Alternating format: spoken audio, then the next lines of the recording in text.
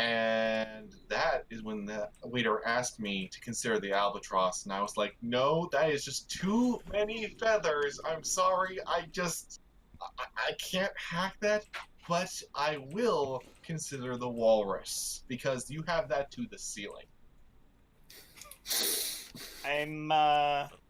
Well, you could pluck an albatross, I suppose.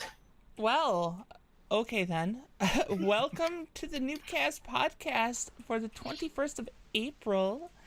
My name is Miss Michelle Jean, joined by the Newbcast crew and our guest, Hidden Objects Guru. And apparently they're discussing how to have an albatross. Would it scare you if I told you that I actually planned that gag in advance, just so that I would have something prepared, go in one solid shot? It'd probably help if I did the proper countdown for the show instead of just like, oh shit, we should probably, get this thing rolling right away. Look. It was a dramatic. Wait. We missed that part? Doodly. What? Yeah, see, that's what I was honestly waiting for. Diddly is very important. Yeah, I suppose it is. I imagine that we will get a proper diddly at some point before we are done. Diddly do something that... Look, I don't know. To use the vernacular, what have I gotten myself into here? See, You've been here before. You should know the rules. And so do I. But, just gets crazier and crazier every time. It does, doesn't it, though? The slow descent into madness. Yeah. Our guest for this week is a returning guest, Hidden Objects Guru. Welcome back to the show. Thank you so much for having me. Yeah. I'm not judging you, even when it sounds like I am. Oh, goodness. What's going on? What have you been doing? What have you been playing? Oh, you know me. Just lots and lots and lots of Girls and Panzer. The best game ever about girls and panzer tanks. I'm currently playing, trying to finish Rain World. I don't know how many of you people have played Rain World, but it is the most brutal, awful, monstrous 2D survival game you'll ever play about an adorable slug cat, whose name, by the way, is Slug Cat. Clever with it at all, and I truly respect that. More importantly, though, I just got all the way through a giant coverage of the game Earth Defense Force Iron Rain, which was the new Earth Defense Force game. I'm always, crazy for those things. It's not at the level of the sandbox games, the mainline series, but as a stopgap until Earth Defense Force 6 comes out, I was very happy to give it a look. Right on. So there was a cat game in there, did I hear? Slug Cat. Slug Cat. Okay. Slug Cat is the star of Rain World. Yeah, he's a kitten, right? Uh-huh. But he has a slug's body. I see. Dangerously adorable. See, I heard that. I was just like, I was wondering if it's anything like Cat Poke, which that's a hidden little indie gem. If you've ever played it. I haven't heard of this. What do you do? You are a girl that is stuck in a house on a rainy day, and you get the inspiration to poke your cats until the sun comes out. Oh, yeah. Sounds adorable. Mm-hmm. It's a short, 20-30 minute game if you don't know what's going on and don't know the puzzle to poke all the cats in the house, but yeah. I'm sorry. There you go. And cat poke. Cat poke. Cat poke. Yep. All right. Seems accurately described. Well, yeah, you can't call it, you can't say they were trying to deceive you on this one. No, it's exactly what it sounds like. Dizzy, you remember this game because I did it on our first run of the Newbcast podcast. Mm-hmm. Yeah. I've covered this one before. It's a fun little game. So, Nice. Okay, Cat Slug, Earth Defense. Slug Cat, not as cute. Not as cute. Definitely Okay. not as cute. Okay. No, it is a game about you constantly being eaten by monsters who are way bigger than you are and far more terrifying than you are. Wow. It's a whole game about just running away from monsters, and I'll be honest, not doing a very good job of it. Okay. Fair. It's speaking from my own experience, it's I wouldn't call it co-op levels of difficult, but it's very physics based. Your only way of defending yourself is literally just throwing spears and running away as quickly as you can. But it is also probably one of the most gorgeous 2D games you will ever see. Like, the aesthetics are amazing, and the physics simulation is actually really good. Oh yeah, yeah. No, you're right to say it is 100% physics based. Like it is all about getting momentum, getting the right angles on throwing things and jumping through things. Like it really feels incredible, and it has one of my favorite little elements I've ever seen in a survival game. So you're constantly being hunted by killer monster geckos, right? Mm-hmm. And they will grab you in their jaws, and they will just take you back to their hidey hole to eat you. And what the game doesn't tell you is when they grab you in their jaws and drag you back to their hidey hole, you're not dead yet. It's because slug cats are good at playing dead. If they successfully get you back to your their hidey hole, yeah, they'll eat you. There's nothing you can do about that. But if you just sit there on the game over screen and wait, there is a small chance another rival dragon will pop up and attack them for you. And while they're fighting, you can make a speedy getaway. Huh. Well, now. It's a really amazing element that I had honestly never seen in a game before. Yeah, I no. like that. That is It's that's really interesting. cool. Yeah, that's an interesting little element and gem to a game. I don't think have we ever seen anything like that? I don't think there's anything like that exists right now beyond that. I feel so spoiled. Like I'm gonna play and I'm gonna know now, and Don't worry, it'll feel good. It's not spoiling a thing. It literally almost never happens. Like you can go through the whole game without ever discovering this mechanic because that's how rare it is. But oh my god, is it satisfying when it does? That's so cool.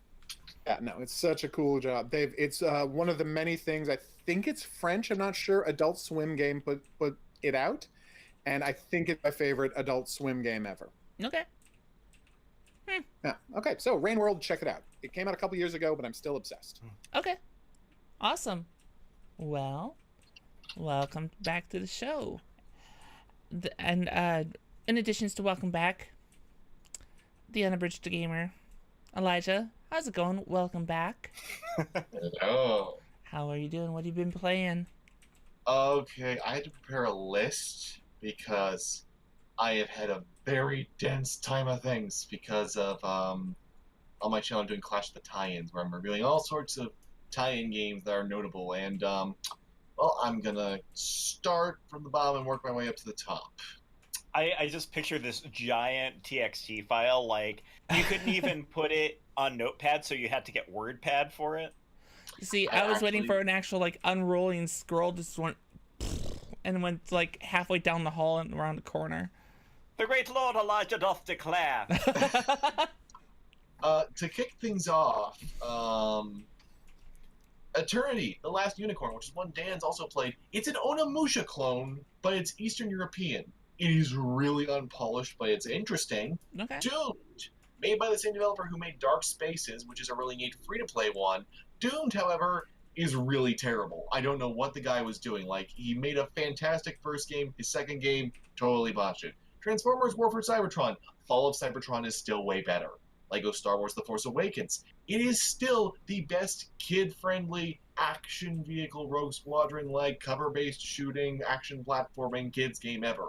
I'm still modding Resident Evil Operation Raccoon City. Apparently I'm not the only one who's modded it, by the way, so I've been able to work off of another modder's project to actually get things a little bit closer to what I want to get there. I finished Rogue Warrior in one sitting. It actually lagged like a multiplayer game, but in single player. Like, people were spamming back and forth and all of that. The frame rate was barely holding it together. I'm amazed I reached the end. Obviously, played some Rico. It's a lot of fun. It's like Hotline Miami, but in first person, and it's cooperative, and there's all kinds of cooperative options, and it's even out on Switch. So, yeah, that's a thing worth exploring. Nostalgically, I played Star Wars Galactic Battleground finally for the first time in ages. Raiders is still the best mode because you start out with just 3 workers and you have to survive until you can finally build things up. It's a lot of fun. Been streaming a bunch of Star Wars Battlefront 2 because, well, I honestly have been having to do so many console games that are wonky that I need something on PC that is at least an acceptable baseline quality. We will be getting back to the jank very soon, though, rest assured. Currently, right near the end of Spider-Man Edge of Time, the Wii port is fascinating because they made this really interesting decision. I was going to get the controller, but it's buried. But they have the combat action set to the D-pad instead of on the face button. Here's the thing, it actually works because it's on the Wii Remote, because the D-pad on the Wii Remote is right at the top, so it actually works way better and ensures that you are using less waggling. Only problem is that is like the only good idea they had that they properly executed. Everything else is, that's a great idea and it's horrible. Like, everyone talks about Edge of Time as being the last good Beanox Spider-Man game, and it's like, no, actually, it's the worst one. But still, not as depressing as Young Justice Legacy, which is a game that will actually make you sad. That's all I'm saying for now. It will actually make you feel sadness. I'm impressed. Wow. Borderlands, the pre-sequel, I've been poking around in that a little bit because, well, Nisha is always fun to play, but also, goodness me, is there way too much grinding in that game. Because, like, I love the ideas. I just wish I didn't have to put 80 hours in to get to the really good stuff. Finally revisited Injustice and Injustice 2. Turns out I can actually play them properly on keyboard nowadays. It's actually working pretty well for me, so that was fun. Meanwhile, Mortal Kombat X is like, that's cute. You want to use WASD and the numpad simultaneously? You cheeky little bastard. Well, we're not going to let you do that because numpad is now exclusively for player 2. So, I tried to play it with the controller. That did not go well. So I'll be revisiting it at some point, but I'm going to have to figure out a new control scheme because apparently NetherRealm couldn't be arsed. And there's, like, basically anywhere you look up for any kind of guide on how to rebind it, all of the idiots are just saying, you should just use a controller. Some of us write for a living, bud. Some of us type faster than we use the D-pad or the left analog stick and face button. Let me use the control scheme I want. Well, I think that goes back to just something that is in general on PC games, that you should always have the option to be able to rebind your keys, even if it was that was the developer's intent. It's like, no, for accessibility purpose or anything else, please let us rebind keys. That's incredibly important. Yeah, and if there's one thing that this whole fight over difficulty modes has reminded me, is that I care surprisingly little about the developer's intent. Yeah, if I can't really care. Yeah, I don't really care what the developers intend. If you intended to make a game I couldn't play, screw you. Somebody on the internet will make it playable for me. Yeah. Some point. One of the most beautiful things about video gaming is speedrunning. I'm pretty sure a lot of the methods that are used for speedrunning were not intentional. And it's Yeah. It's beautiful. If someone speedrun, like, get an amazing speedrun record without using tips or tricks or, exploits. That's just how speedrunning is. Yeah. There's an entire art form built around exploiting flaws in games. Yeah. So don't tell me about the intent of developers. They made a game. Now I bought it. I'm going to do what I want with it. Here's the thing, though. Speaking of developer intent, there's a game, and then we're closing in on the end of the list here. Don't worry. There's a game that has, by all intents and purposes, it's by one of my favorite developers, and by all intents and purposes, it should be good because they are focusing on all of the right elements. But ironically, the team handling their mobile port actually did a better job. Hellboy: The Science of Evil. Now, I picked this one up on impulse because it's very divided. Like, Game Informer gave it a 7, XPlay gave it a 1 out of 5. No one seems to be able to agree on this one, but the problem is, on mainline consoles, everything is so slow. Even your Samaritan, which you can physically see holds 4 bullets, you have to reload every bullet. You have to restart everything. Every interact, you have to grab, and then you have to mash, and mash, and mash. Every fight, it's like, but then you play the PSP version, and it's like, this is faster, this is more responsive. There's an inventory screen and adventure game style puzzles and items to collect. There's actually more branching stuff to explore here. And yes, it's lacking the voiceover of Ron Perlman, Selma Blair, and Doug Jones. But Selma Blair and Doug Jones are limited to co-op only in the console version anyway, so they're not even featured in the cutscenes. So it's basically, I lose the ability to hear Ron Perlman talk like every other hour. That's about it. Even the story is like actually somewhat better presented because it looks more like Mike Mignola's art.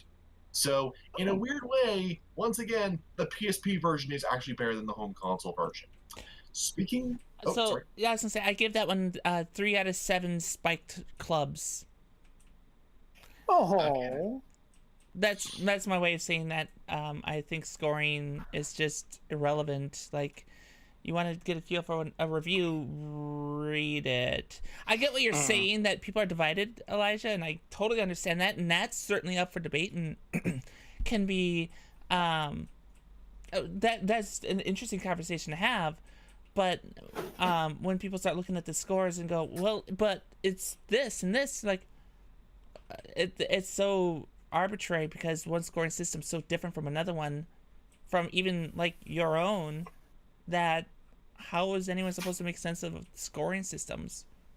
that's why I went and I created, and Elijah can back me up on this, the first ever totally objective review system, where I 100% objectively review games, offering just the facts and nothing else, and giving them a score based on that. There's... To get into it anymore now, just draw. If you want to find out what that system is, drop by Totally Objective Reviews. Don't spoil this for people, Elijah. Don't you dare spoil this for people. I'm not going to. It has been a marvelous experiment on his part. But yeah, for me, I've been looking at review scores enough that I just want to clear. I typically can figure what's going on here, what really is the baseline, because it's sort of just like another metric for me to measure other critics and by how they do things.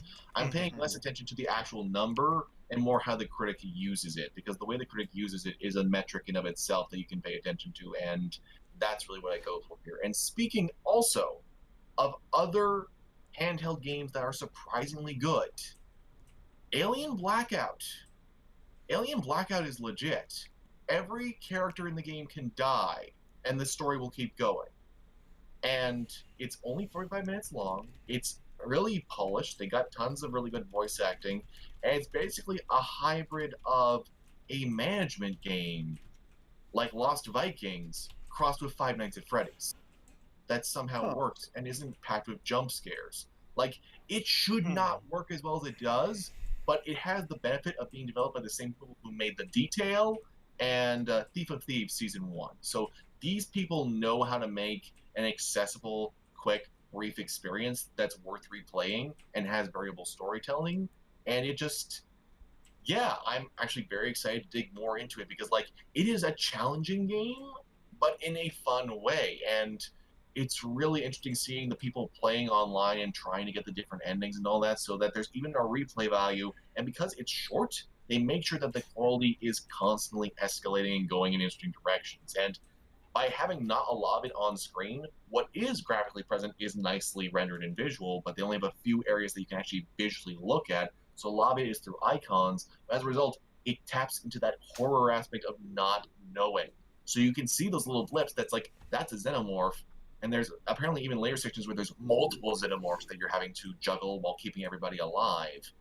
And it even escalates further to, from what I understand, for the last level, if you manage to get everyone through alive, yeah, you have to manage all 4 of them while there's multiple xenomorphs, and you have to be, making sure that they're moving at the right times, that you're monitoring everything, that you're locking the doors, that you're managing the power. Oh, and did I mention that there's a countdown timer before you lose all power and the level has to be reloaded anyway? So they did a really good job about nailing all of these tension aspects into something so minute, so tiny. I really hope it comes to PC, because it's begging to be ported to PC. I don't see it doing well on consoles, but I could see it going over very well on PC. I mean, if Distrust went well on PC, this should do marvelous. And finally, something that Dan and I have also both been playing is I have been showing him the wonders of Black Ops 3. So I would It's encourage you good. at this Like, point you're to not wrong. breathe. Just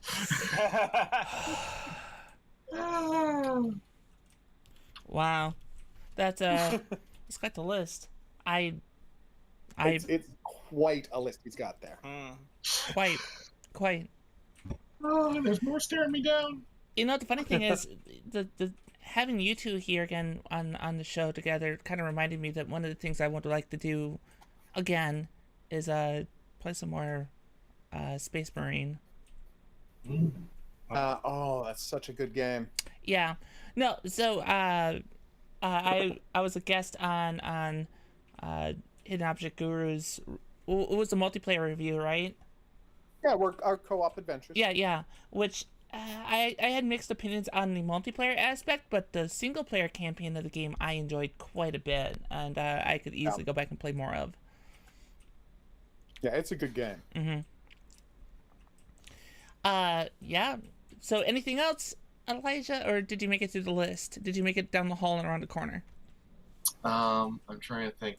Well, I have been plunging more through like Rise of Nightmares, but I don't want to say anything more because I'm waiting for me to reach the review. I will only say that, goodness me, this game is so batshit, yet it is still so playable. Why did no one copy this? Like, back when Kinect was selling, it was one of the best-selling peripherals for Xbox. Why did no one look at this game and go, hey, they managed to achieve a fully working control scheme. Why don't we just take that and apply it to a genre other than horror so that more people will buy it? Right. Mm-hmm. Interesting. All right. Well, I'm sure we'll be hearing back from that one in the near future. As you actually finish it. Right. Finish it. As you finish all of your review stuff of it. Yes, exactly. Welcoming back to the show, Dizzy, welcome back. How are you doing? What have you been playing? What's the word?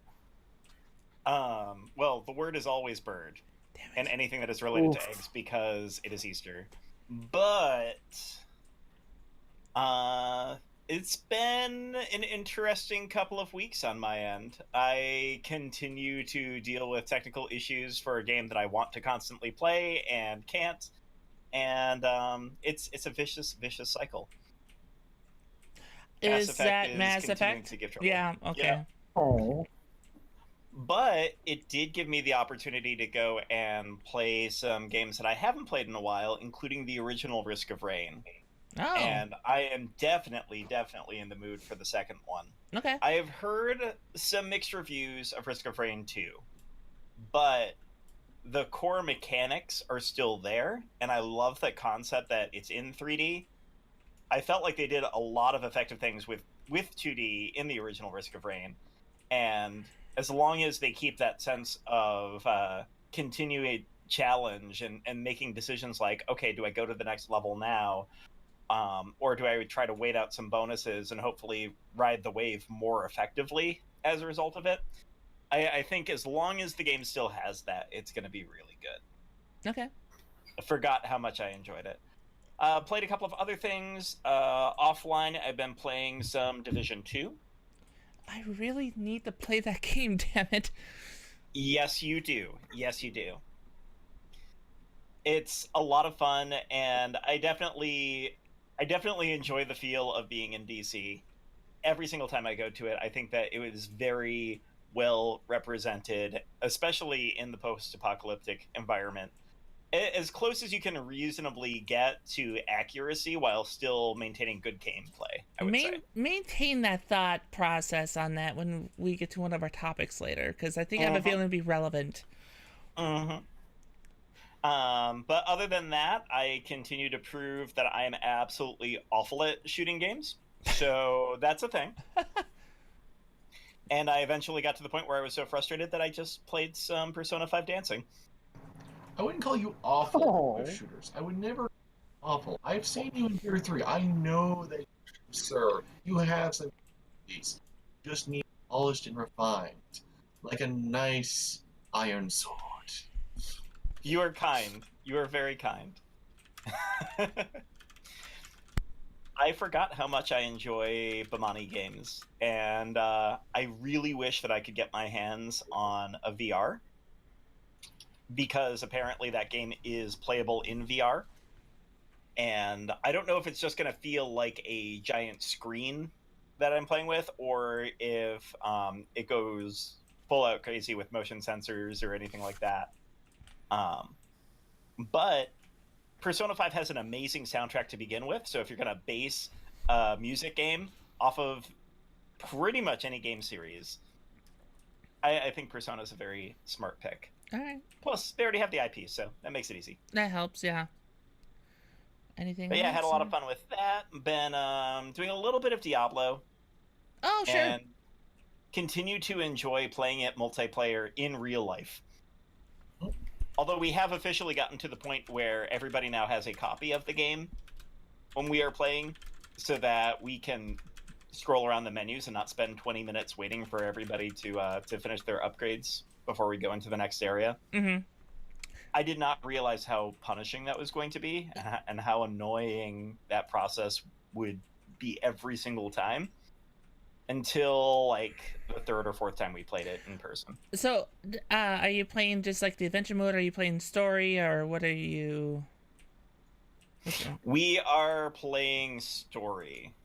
Damn, I was hoping that you would say adventure mode in season, because I'm a scrub and would love some runs. I'm like, aha, you could run. No, you can't run me. Are you playing on Switch though? Well, no, PC Master Race. I mean, come on now. See, I had to get myself a copy of it on the Switch, and I can't take those characters and bring them across. So yeah, that's the one drawback. So one if drawback. I could, I'd be up for it. Oh, yeah, well. As we look at all of the different fragments of games being on different consoles and how everything connects over, I think this is one of those situations that really would be easy to transition. Hey, I've got this character, it's got this stats, these items. There's really nothing else to it at that point, and we know that they can be played on either section, so why not make it cross-platform? Well, there's nothing so complicated about the characters in Diablo that it could not be expressed with just like a string of 16 letters. Yeah. Mm-hmm. Yeah, no, absolutely. That's the kind of thing where you could just write down letters and your whole character would be there. Yep. I completely agree with that. Yeah. It's just as you say. Experience points, what items you were carrying, it's just not complicated. Well, not just that, but one of the biggest things is like the Diablo arena and the PvP aspect never actually happened. So like this whole like player versus player experience being different and making it complicated, or one player having an advantage over another, isn't necessarily the case here. So what's to stop people from being able to transfer characters from one platform to another? They should absolutely be able to. I'm wondering Completely.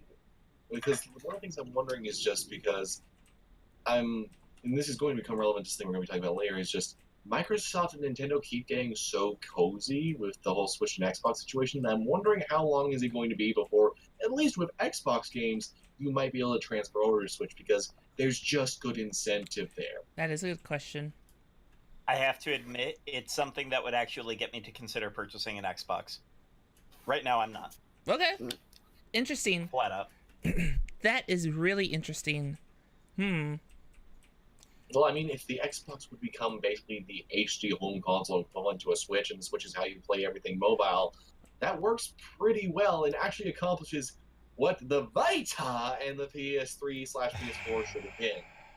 Yeah. That would have been nice. The Vita. Actually, speaking of transferring things, I just want to. There's a game I forgot to give a shout out to earlier. It's called Grim Earth. It just entered early access, and I don't know if this is going to come to fruition, but it has one of the nicest ideas I've seen in a while. You play as a spaceman who comes back to Earth and wakes up in a stasis pod, and he's got to go adventure on a future cute slug-infested Earth. But here's the interesting part. Is this what happens after the slug cats take over? The slug apocalypse? Yeah, absolutely. The slug apocalypse from when slug cats win, clearly. But what's interesting about it is the developers have expressed their intent to keep making games in this series. So at any point, you can just press pause and see the 8-letter code that is all of the stats your character has. And theoretically, I don't know if they're going to pull it off, but the idea is when they put out another game, you can just pop in that code. You're going to be playing as the same character from game to game to game. That's rather novel. I like that. It's something that we haven't really seen since the 80s and early 90s, and it's nice to see it back. I mean, it's actually from a developer who used to work in the 90s, so the creator of Zool, if any of you are familiar with Zool. All I know is that there's no Dana. Okay, yeah. Obvious way to go with that. I should have expected it. But yeah, no, same developer. And it's a developer who actually made these retro games. And they're bringing that retro flavor to this thing. And I'm interested to see if they can pull it off, because it's actually a pretty good platformer. It's called Grim Earth. It's available now. Oh my goodness. See, Yes. Dizza, I'm gonna tell you right now, there is something incredibly amusing about you saying that of all people here today. It was going to happen at some point. Well, yes, I just... no, it was unavoidable. When you mentioned Zool, you had to mention that there is no data. Of course. I'm just disappointed there was no Gatekeeper Keymaster references. That would have been nice. Awesome. We Well, are an open cast. We don't have anybody being a gatekeeper. Everyone is welcome. That's why there's no Aw. gatekeeper. oh, good. Bravo. Bravo. Bravo. Your references are on point. Yes. Anything else, guys, or is that everything that we have been playing? Well, it's definitely not everything we've been playing. I haven't heard anything about what you've been playing. Well, Elite Dangerous. I mean, is there a surprise? I've been doing a lot of Elite Dangerous. We found out how bad I am at space combat, which was great. I'm horrible. How bad are you? Pretty horrible. No, I've gone from harmless to just a novice now. So yes. Are you Power Glove bad? Not Power Glove bad, because I've actually gotten kills. We did that for a little while. I managed to land on a mega ship called the Gnosis, which is a ship that does like huge jumps, and managed to get myself stranded at a star system that I couldn't jump out of. And the only way to get back out of it was by attacking it and having it ship me to a prison system much closer back to civilization. Is the Gnosis thus only pirated by brothers? That one was bad even for me. Wah, wah, wah. Now, I've done that. It's been a busy couple weeks with like photo editing and whatnot. I was trying to get ready for a wedding that I was shooting yesterday and last night. So I was trying to do a lot of photo editing and whatnot. I did go back and do a little bit more of some VR stuff. I did a little bit more with Gauntlet in VR, which is really cool. It's in the Oasis. Yeah, so if you get the Oasis, which is free on Steam, one of the games that you can play in the Oasis is Gauntlet. And all the other VR games that are in the Oasis are kind of garbage, but Gauntlet is pretty fun. Like, I truly enjoyed myself in that. Oh, I loved Gauntlet back in the day, so I'm really curious about this. Yeah. I should check out the Oasis. Yeah, if you have VR, the Oasis is free. And in the demo, like, or in the demo, the tutorial, it tells you how to go to the map and find different games that you can play, and one of them is Gauntlet, and it's free to play. The Gauntlet's free to play. You're a bow and arrow character, but I truly had a lot of fun. So I definitely have enjoyed going back and doing that again. And what else? Ooh. Beat Saber. So total aside here, because bows and arrows, but I did take an opportunity last week to do an in real life gaming event, which apparently is a thing that people do. Sometimes What? humans experience life. What's that? And the location I went to, basically, it's like paintball, except with a bow and arrow. They call it archery tag. I see. And just like going paintballing, after about an hour of play, I thought, wow, I'm really worn out. This is going to be really great. And then the next, 3 days afterwards, I could not go down a step without being in pain. Oh. Reminding me, once again, that real life is not a place to be explored. See, You got some muscle there, though. There was growth. Experience points earned. yes. I may have gained some real life experience points, but I try to min-max this stuff as much as possible, and no. I don't know. See, I would,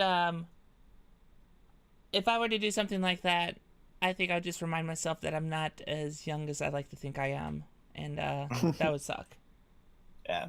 It was a lot of fun. I really did enjoy it and would do it again. I'm just going to make sure that I'm not working the next day. You know, the funny thing that you mentioned that, because the last thing I played was Beat Saber. Ooh, that'll do that to you. Yeah, you get into that for like 25, 30 minutes, and all of a sudden you get done and you're like, shit, this has beat the crap out of me. I am exhausted right now. And I need to go take a shower now. God dang. But it was a lot of fun. I definitely enjoyed KDA Superstars way too much in that, I think, amongst other songs. Thank you, League of Legends. That's one of the things of League of Legends I truly appreciate. Yeah. But beyond that, that's all I've been playing. There are a couple game keys that have been offered up, so I might grab those and check those out and have something to report back by the next episode. But for now, we don't have those, so yeah. Yeah, that's about it. So I suppose with that, we should go ahead and just kind of dive into the news that we've got, right? Yeah. It's much been a news. pretty interesting 2 weeks when it comes down to news. There's some really, really obvious stuff out there that's big and exciting, and there's some stuff that I think is not as big news or hasn't gotten a lot of attention, and we're getting both of those in today. So. Yeah, and of course, That's I think we'll start with the biggest one, especially since you kind of brought up the friendliness of Microsoft and Nintendo, and talk the complete opposite of that, and talk about the announcement of the new PlayStation, the PlayStation 5, which was announced just recently. We were expecting that, and we were expecting that announcement before E3 occurred this year. It has been confirmed. They talked about some backwards compatibility and whatnot. I can see that there are thoughts that just want to explode out. So please, gentlemen, explode. Boom! Who wants first bat? Oh, please, go for it. No, I'm jumping in quickly. You know what? I think it's about time. 7 years is a fine generation. There's a lot. I mean, I think obviously could be a lot more life left in the PS4. Metro Exodus looked fantastic, even if it was pushing the system's limit. It still looked great. By all accounts, this new Last of Us is going to look great. But I understand why they feel they're ready for it, and I want to hear more about the reverse compatibility, though, because PlayStation 4 is fine. Am I getting my PlayStation 3 games back? Yeah. Yeah, my that's PlayStation 1 games back. That's what I want to know. Concern, because I remember back in the day, they kept hinting at PS1 and PS2 actually just being compatible on a PS4, because there's no excuse it can't just emulate them. There's no reason that it couldn't just do that going from the disc. Literally, my phone can emulate PS2 games. Yeah, exactly. PS4 but not. The really galling thing for me is recently, people have been able to homebrew a PS4 to playing PS3 games. Apparently, with PS4's Linux patch and the new PS3 emulator, it is possible to play multiple PS3 games on the system without a problem. Like, at full frame rate, looks good and everything. So it's like, so really, there was no reason to drop it, other than just because they just wanted to push PS Now. Really, the PS Now has been their goal for a while now, and that seems to be their only real outreach, is that, hey, PC gamers, you have streaming stuff, right? Well, now give us money every year for access to games temporarily that's on hardware that realistically is weaker than your PC. So just... Well, there's so much there that is just... and the Sony's business practices of late have been so that's like, I want to be excited for the PS5. I'd love for them to turn around and do more things like what made me fall in love with the PS3, but they have burnt a lot of bridges aggressively. So, like, they still have a huge fan base. I'm not saying that they lost their fan base or anything, but wait till they start losing some of the market share to like Microsoft and whatnot, because the thing I've noticed with these console creators like Sony, Microsoft, etc., is that when they have lost a portion of their market share to their competitors, suddenly it becomes consumer friendly and start making changes that consumers want. But as soon as they start getting purchases and become the dominant force in that space again, they kind of go, well, screw you guys, we want to do this because it's better for us, and it's not good for consumers. And then we're just like, well, screw you guys again. And it's that's the other console war that truly exists. Push and pull. You're absolutely right. Yeah. There's a reason that I ended up with this thing. And it's just, sorry, you were saying, Dan. Yeah, no, I was going to say that what it comes down to is, I'm not going to say I'm giving up on Sony, because I play a lot of Japanese games. I play mostly Japanese video games, and Microsoft isn't a thing in Japan. and Nintendo doesn't put out JRPGs until like 6 months, 8 months after they come out, if it comes out on the Switch at all. Yeah. So, I mean, Sony basically has me captive because I like Yakuza games and I like EDF games and I love JRPGs. And I mean, I wish Sony didn't have me captive, but they do. But if they're going to have me captive anyway, I just wish I was treated a little better because I've owned, 25 years of Sony consoles at this point? Maybe they could just treat us a little bit better. Oh, hell, guys. has it been that long? One is 1995, so yeah. Oh no. 5 years of Sony console. Existential crisis is coming. I'm sorry. I did not mean to. Gave a case put you of in that old head. Stan. All right, 25 years of Sony consoles. They could treat us a little bit better. Maybe let me play my old Deception games on the PS5. That's all I'm saying. Fuck, where's my cane? I just felt like the whole like hunch over and old now. Jesus. Oh, Here, sorry. I can lend it to you. I'm done with my archery tag wounds, so you go for it. Oh my god. Oh, I can get a crutch from Mom if you need. Yeah, right. It's funny that you should say that because yeah, I feel like Sony's always been really good about getting the JRPGs out, especially the first PlayStation had so many of them. PS2 did really well with it too. Yep. And I think there's a reason that those particular consoles really dominated the market at the time. It's because they gave people what they want. It's right back to that push and pull thing, right? And I had no problem buying those games and wanted supporting them because they got what they wanted. They got me to buy things. I got what I wanted because I got this. Wasn't treated like garbage, and I got what I wanted. Isn't that the better way to do things? Like, You'd think. That's crazy. That's just crazy talk. right? Oh, it's so sad. But yeah, I think Sony does need to consider some of that pro-consumer strategy, especially given the issues with cross-compatibility that Sony's had this time. You know, like I find myself surprisingly getting more stuff on Switch and being very satisfied with it. And you've got that. If you have a competitive market where Nintendo is now working with Xbox on stuff and there's cross-compatibility, like that's the end-all be-all at that point.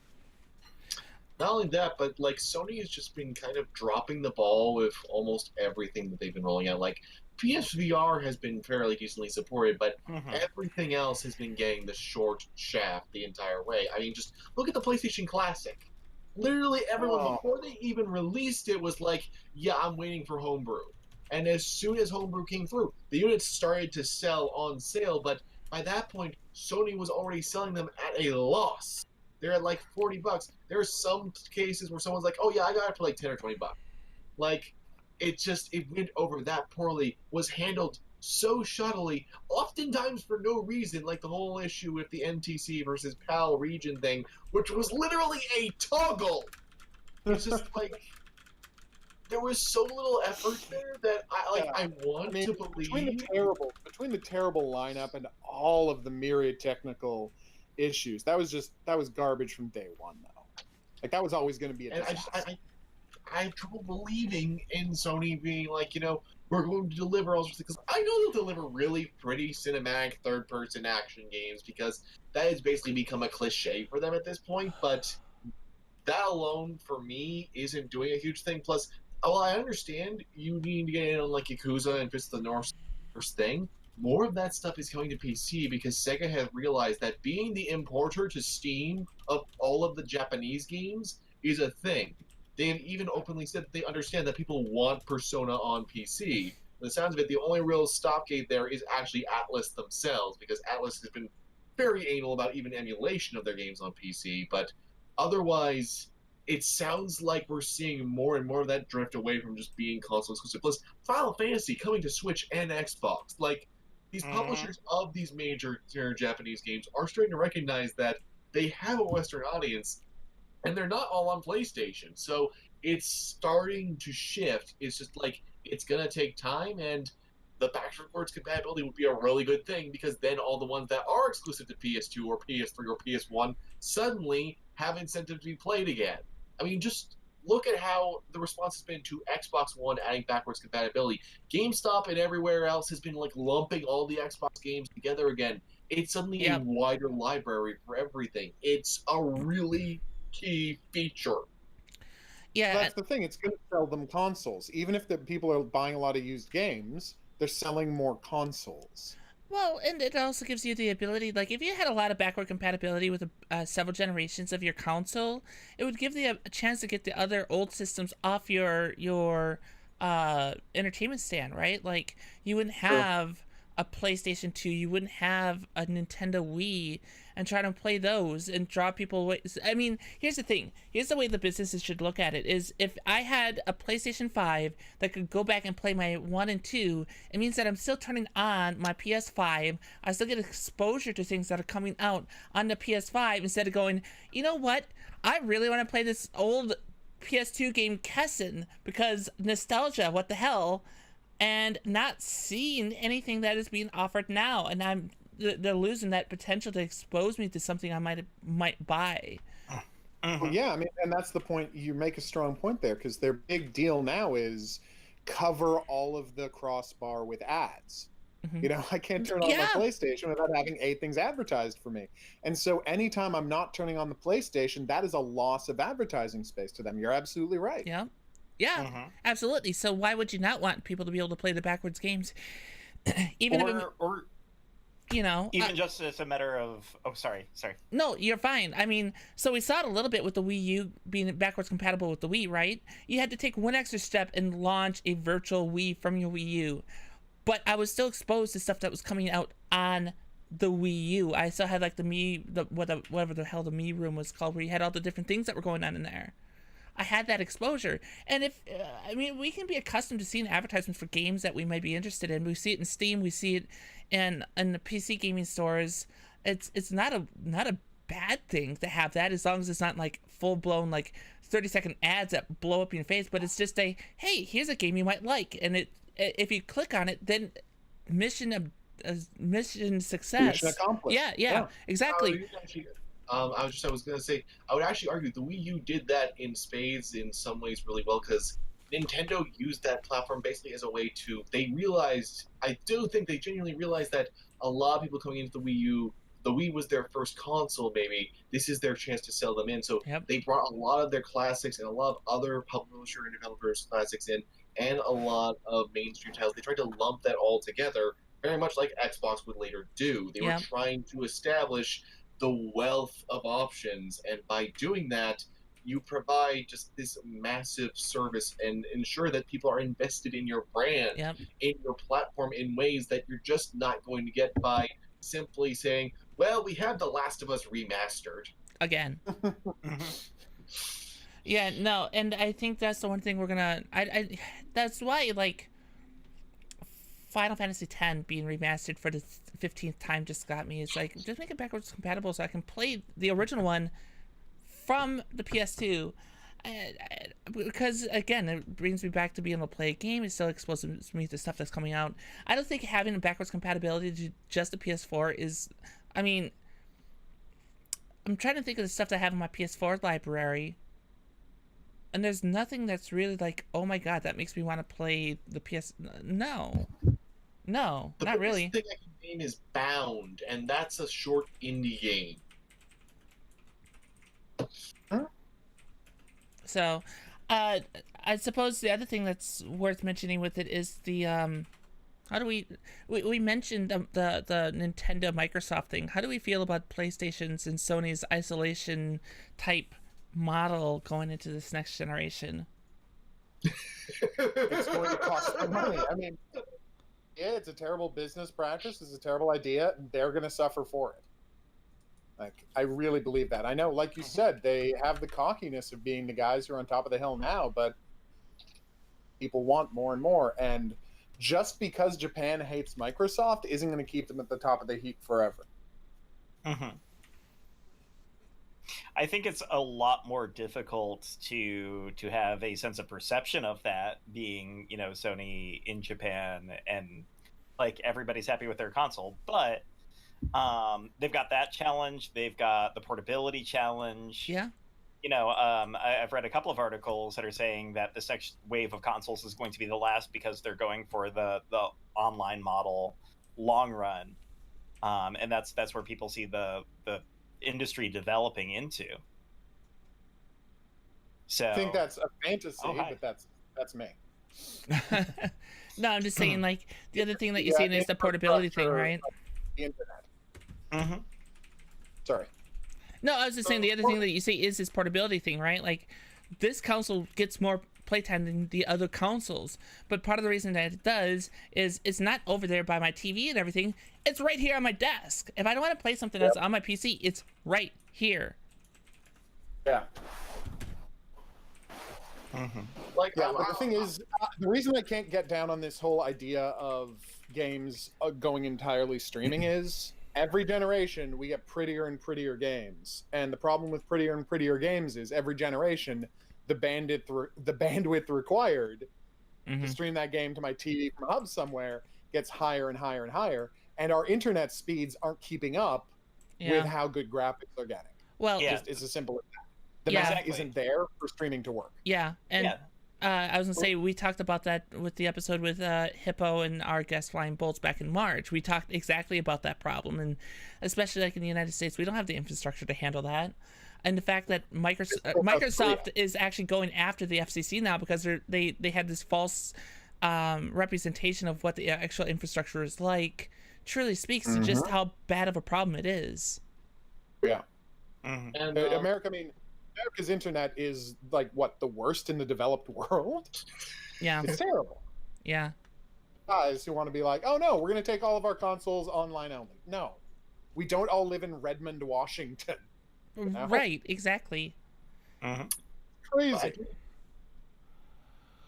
I do want to also add that the thing that interests me is I do actually like that we're seeing more portability, but one thing that makes me very curious is that Microsoft seems to be viewing the Switch as its Xbox portable. It seems to be viewing it almost like that sort of system, which I think is actually a really great idea because Yeah, then it's actually they're going to be continuing to be working together. That means we're not going to have to look around another friggin' thing of hardware and see other developers have to shell out exclusives for an Xbox exclusive mobile thing. We might even see Microsoft IPs showing up on Switch, which would be amazing if we actually started to see that. But also, it puts the onus on Sony to actually get a handheld system right, because they keep every single time it's like, you're this close. You are this close to actually having a handheld console. Nintendo just showed you how to do it. You can make things even better, more fun, more cool. So I would love that option, especially because a handheld console that has limited streaming capabilities works great because, like, I like being able to use this because you're talking about being able to carry your Switch around. The thing is, like, I don't need it to follow me everywhere. Oftentimes when I'm out and about, there's other things that I'm going to be dealing with. But I do like the ability to not have to pause this. If I'm being entirely honest here, I like not having to pause if I need to go to the bathroom or something. It's nice to be able to just bring this along. And we've seen, because of all the homebrewing and everything else, that, hey, streaming from your PC to this little thing, or streaming from your console to this little thing, a short distance, that works a lot better than trying to do the Google Stadia thing, which, yes, frankly to me as well, just sounds like bullshit blown up my ass for now. Yes, I know there's a lot of butts coming up in the conversation. Moving forward. I just figured. Well, I'm going to say, I think what people haven't talked about and what people need to talk about is the absolute best thing about Microsoft programming showing up on a Nintendo handheld is where that's going to take the Hyperdimension Neptunia franchise. Hyperdimension Neptunia franchise, and I know none of you have played this, so this is going to sound like gibberish. All of the various game companies are represented by anime warrior girls. And they all have little sisters. And those little sisters are representing the handheld consoles. So Neptune, Sega, has a Nep Gear, the Game Gear. There's a PlayStation and a Vita, right? And then your Nintendo has twin little sisters to represent the fact that the dual screen has two screens. Side, there's the Xbox character, and she's constantly jealous of the other goddesses because she doesn't have a little sister. And if Microsoft stuff starts coming to the Switch, then in the plot line of the next game, Nintendo and Whiteheart and Greenheart, the Nintendo and Xbox goddesses, are going to be fighting over the new little sister, and that's going to be fantastic dramatic plotting. I've lost everyone, and I apologize. No, I think you lost everyone because there was No, it's quality. It was clearly the chat war. I completely agree with what you're saying, and I was going to actually say something similar. So I'm glad that you said it. You're absolutely right. I need to check this out because I really enjoyed Hetalia, and this is right along that line. There's a lot of kind of. There's actually usually a Fanatical bundle every so often, so you can actually find them on sale every now and then. Pretty reasonably priced, yeah. Yeah, so I think one of the last things that we were talking about was the reasonably priced with this PlayStation. I love that quantitative number is reasonably priced. What do you suppose that means? Okay. That's a great It means question. $500. It means $500. Let's be honest here. It means $500. Come on. Like, we know what they. For the we know what they quality charge you us. get from this, I expect it will be no less than $800. Yes. Right. Like, I'd love for it to be 300 or something. That would be lovely, because what surprised me about the Switch was like, wow, we're starting at an actually semi-reasonable price point to start with. But yeah, no. Especially since they've got such an inflated ego even now. I mean, and this is the thing we're going to be touching upon later, but like, let's be real here. Sony is so overconfident that they're releasing 2 games in essentially the same genre in the same year. So I'm gonna do this right now. Let's just do a quick round. Like, I'll rattle off your name. When you do, give me the price that you think it's gonna go for. Wait. Price is Right rules? Sure. No betting $1.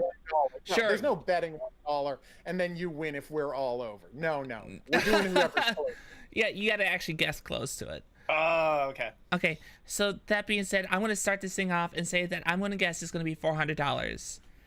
Elijah. Actually, I second that. 400, 450 for whatever fancy edition they have, probably. Maybe 500, 600 for a VR version. Okay. Dizzy. I like the 450 mark. I really like the 450 mark. Okay. Hidden And Objects I'm Guru. gonna say 100%. This is right. 450 and then probably 650 with the PSVR 2.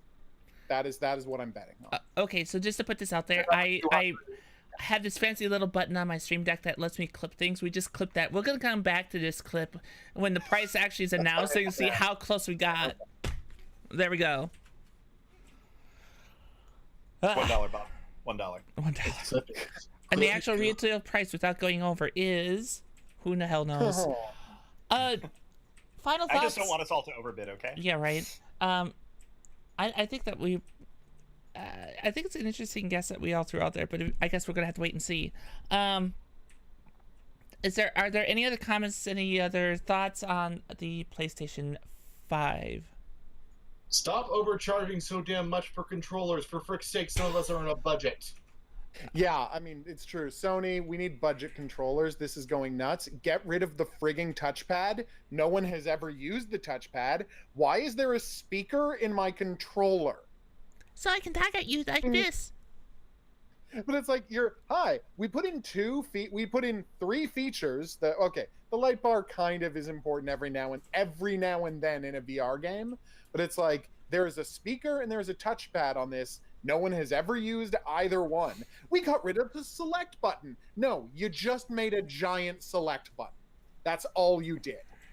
Like, come on, guys. Get rid of the touchpad, get rid of the microphone, and charge me $40 for a controller again, like a sane company. I will say that the touchpad does have a use, but it only has a use with the PlayStation TV.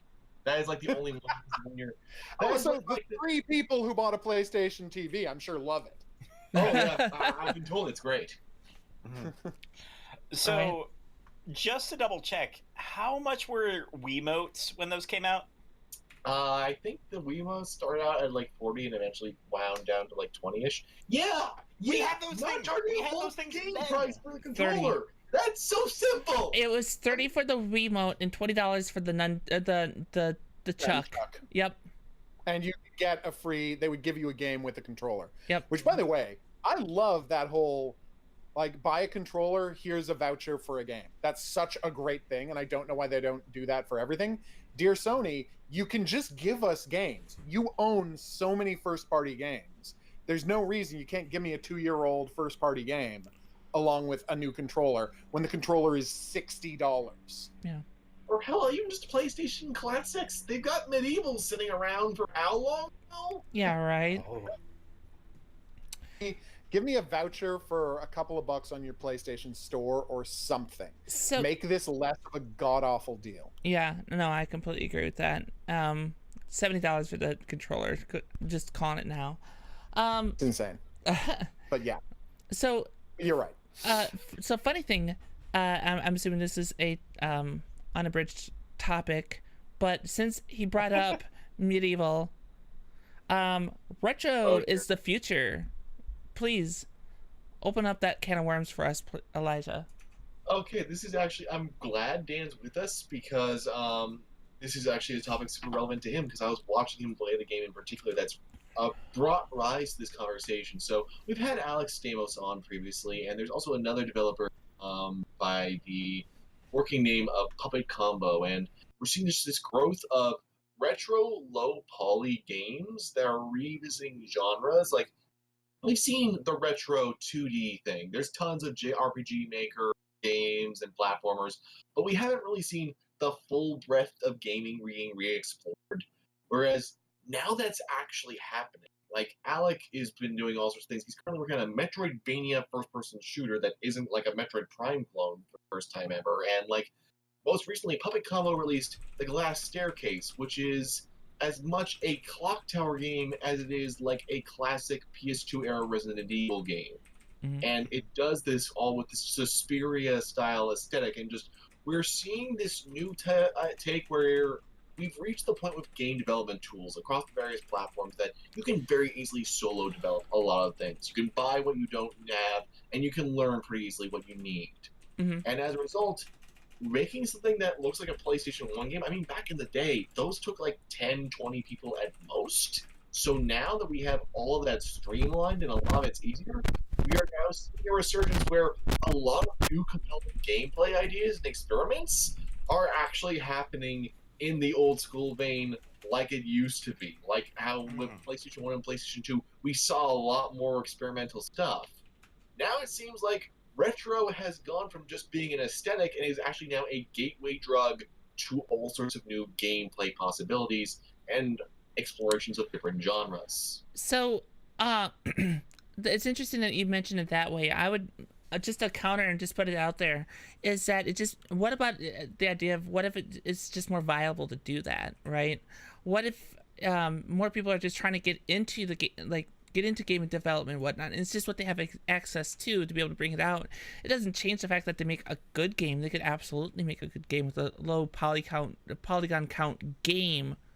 But it's a way for people to get their foot in the door, and because of that, it becomes more accessible, and there's more of them now that we see, and that's truly where we're seeing this retro idea. It's just more people trying to get into it, and that's their way in the door.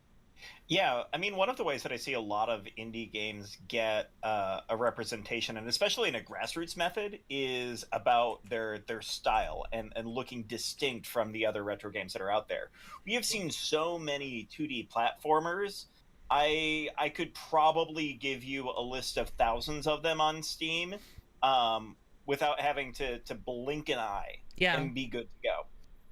But because they're 2D, they're going to sit in that list versus something that is a 3D platformer, something that does try to run like a Metroidvania style. Sure. Well, the gameplay styles on a 2D platformer versus a 3D platformer is so different as far as like the challenge that you're trying to achieve, right? Mm-hmm. Yeah. And I don't even find personally that 3D platformer style that appealing to me versus 2Ds. Like, I just enjoy 2Ds a lot more. But I know that I'm going to see that game so much more easily that way. And I think the other aspect to think about is if we're talking about the conversion from 2D platformers to 3D platformers, we're talking about the difference between SNES to N64. So we're getting to that era where it's, hey, it's easy for us to super budget what an SNES game would look like. Now we're starting to get to the point where we can reasonably, in a budget, do some of the things that we could have done on an N64. Yes.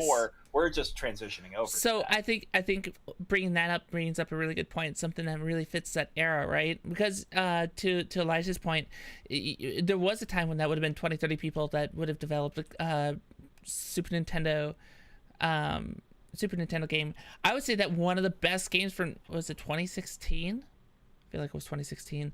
2016 was developed by a single developer, and was arguably the best game that year. And I'm talking about Undertale. Undertale is a great example of a game that looked like it came from that era of the Super Nintendo, right? And at one time, it would have taken 20, 30 people to make that game. Toby Fox did it all on his own. It's a fantastic game. It's a call back to this retro is new thing that we're talking about here. It's just that he was able to do it all on his own because it was more accessible to get everything that you needed to program that game. Yeah, and I that's think it's what important to note. What I think is important to note here, though, is that when you're doing a PS1, when you're doing a Puppet Combo style game, and Puppet Combo does a great job, by the way. Like I said, I was playing Glass Staircase. It's amazing. His earlier, even more slashery games are pretty amazing too. He's doing some great stuff. But what I think is key, right, is that distinct choice to use that aesthetic in 3D, not because that's all he can do, because right now it is every bit as easy to make as a single developer, it is every bit as easy to make a game look like a gorgeous, like Unreal Engine 4 game as it is to make what Puppet Combo does. In fact, I think what Puppet Combo does is a little harder because you can't just buy assets from a store to make, 3 zombies circa 1993, right? That was like a French, look like Alone in the Dark the way he does. I can go right now to the Unreal Engine store and buy Space Marine and Alien and zombie assets, and I can have a gorgeous 3D shooter game that looks amazing on the Unreal 4 engine. I could have one up and running next week. And I know that because I get sent 12 of these a week. There's lots of single player games. And I think it's true that the way people are standing out is, and that's why we're getting this kind of Puppet Combo retro, is they want to be working in a 3D space, but you need to stand out. And this is the best way to stand out. What was last year's best game? Fist of the North Star Lost Paradise, obviously. But what was last year's second best game? Return of the Obra Dinn, a one-person experience that was the whole game is a modern 3D game, but it looks like it's being rendered on a Macintosh monitor, a monochrome Macintosh monitor. It's fantastic. Well, and okay, so I mean that's subjective because I mean, as far as like games that are best games of 2018, like God of War is a massive game that looks beautiful and had hundreds of people that worked on it, whereas you had another great game from last year being Celeste, only had a handful of people on it. And Celeste is another one of those people. Yeah. Celeste is amazing. I just want to say that, just for the record, right? I am fine. Obviously, subjectivity is good. And from 2 down to infinite, we can argue about what was the best. But the best game of the year was Fist of the North Star Lost Paradise. Because, there's a scene where Jaggy gets cut into cubes by Ray. And he's like, what? And then he falls into cubes. So, it's obviously that makes sense. Now that you've explained yourself. Sorry, like, we're talking about objectivity here. A man got cut into cubes. How often does that happen? Almost never. Exactly. All the time, because of when it happened to Julian Richings in that movie one time, but it doesn't. The movie was called Cube, by the way. Anyway. I think, look at that train. Look at that train. Oh, those rails are so far away from that. All right. I don't even know what happened there. Hop on a minecart real quick here. Back on the rails, though, is just I think part of the other benefit that we're seeing from this, because yes, the visibility is a major factor, and yes, obviously people have been able to do this for a while, but I think one of the other great things is because they're specifically looking at, I mean, that's even something Alec talked about with his stuff, is that he always likes to look for control styles and gameplay ideas and everything from that era that weren't really that thoroughly explored, because there were some really weird game ideas that got thrown around then because people didn't really know how 3D worked. And then pretty much everything from 6th gen onwards has been fairly mainstream. We've had a few outliers like Deus Ex Human Revolution and an early batshit control scheme. But besides Most that, homogenized, yeah. so it's interesting seeing a willingness to use that old school aesthetic and explore things from that frame of mind, but also nudging towards more alternative concepts and actually really playing with the Play-Doh instead of just being like, I made a cube, is very much like these other cubes, and it works great. Because it's even the thing like, recently, I'm amazed to say there's a game from 3D Realms that's coming out that I'm excited for. There's Wrath of the Aeon, and it's like, it looks like someone looked at Quake 1 and was, hey, what if we actually made a sequel to this? You know, unlike Quake 2, which wasn't really a sequel in all but name, what if we actually went off of these ideas but explored additional concepts? What if we finally tried to reincorporate that melee combat that they wanted to do and all these things? And just like, that's really exciting. And seeing more and more solo developers explore things also means we get more risky takes on stuff. Like, not risky in the controversial content, but risky just in, you wouldn't get the glass staircase from Capcom even. Even now, with Capcom doing pretty well, I don't think they would ever put out anything like the glass staircase. So that's really exciting, and we're finally going to be able to see people just, sort of do like the indie band on YouTube, but with gaming. And that is what I've been basically waiting for since the start of 8th gen, because we've been desperately needing that. There's even the chance now for, while still using that older aesthetic, to make use of the greater power so you can have more things. To hammer on the glass staircase bit one last time is that it basically loads the entire environment while still using those pre-rendered camera angles. So as a result, it's all seamless. There's no long belabored loading or anything. You're just always transitioning between scenes. So unless, of course, they actually want to use loading times to do an artistic purpose, which they do sometimes. Yes, but by allowing for the technology to actually improve things, we can have certain grievances not be a problem. So as a result, we don't end up with a Bubsy 3D 2, but we do end up with more stuff that's unique, like Cold Vengeance or Glass Staircase. Mm-hmm. Right. Mm-hmm. Totally. Yeah. Cool. Interesting conversation, guys. Do we have anything else we'd like to add to this retro's new, or is it conversation, or? I'll leave it with this last thought. Okay.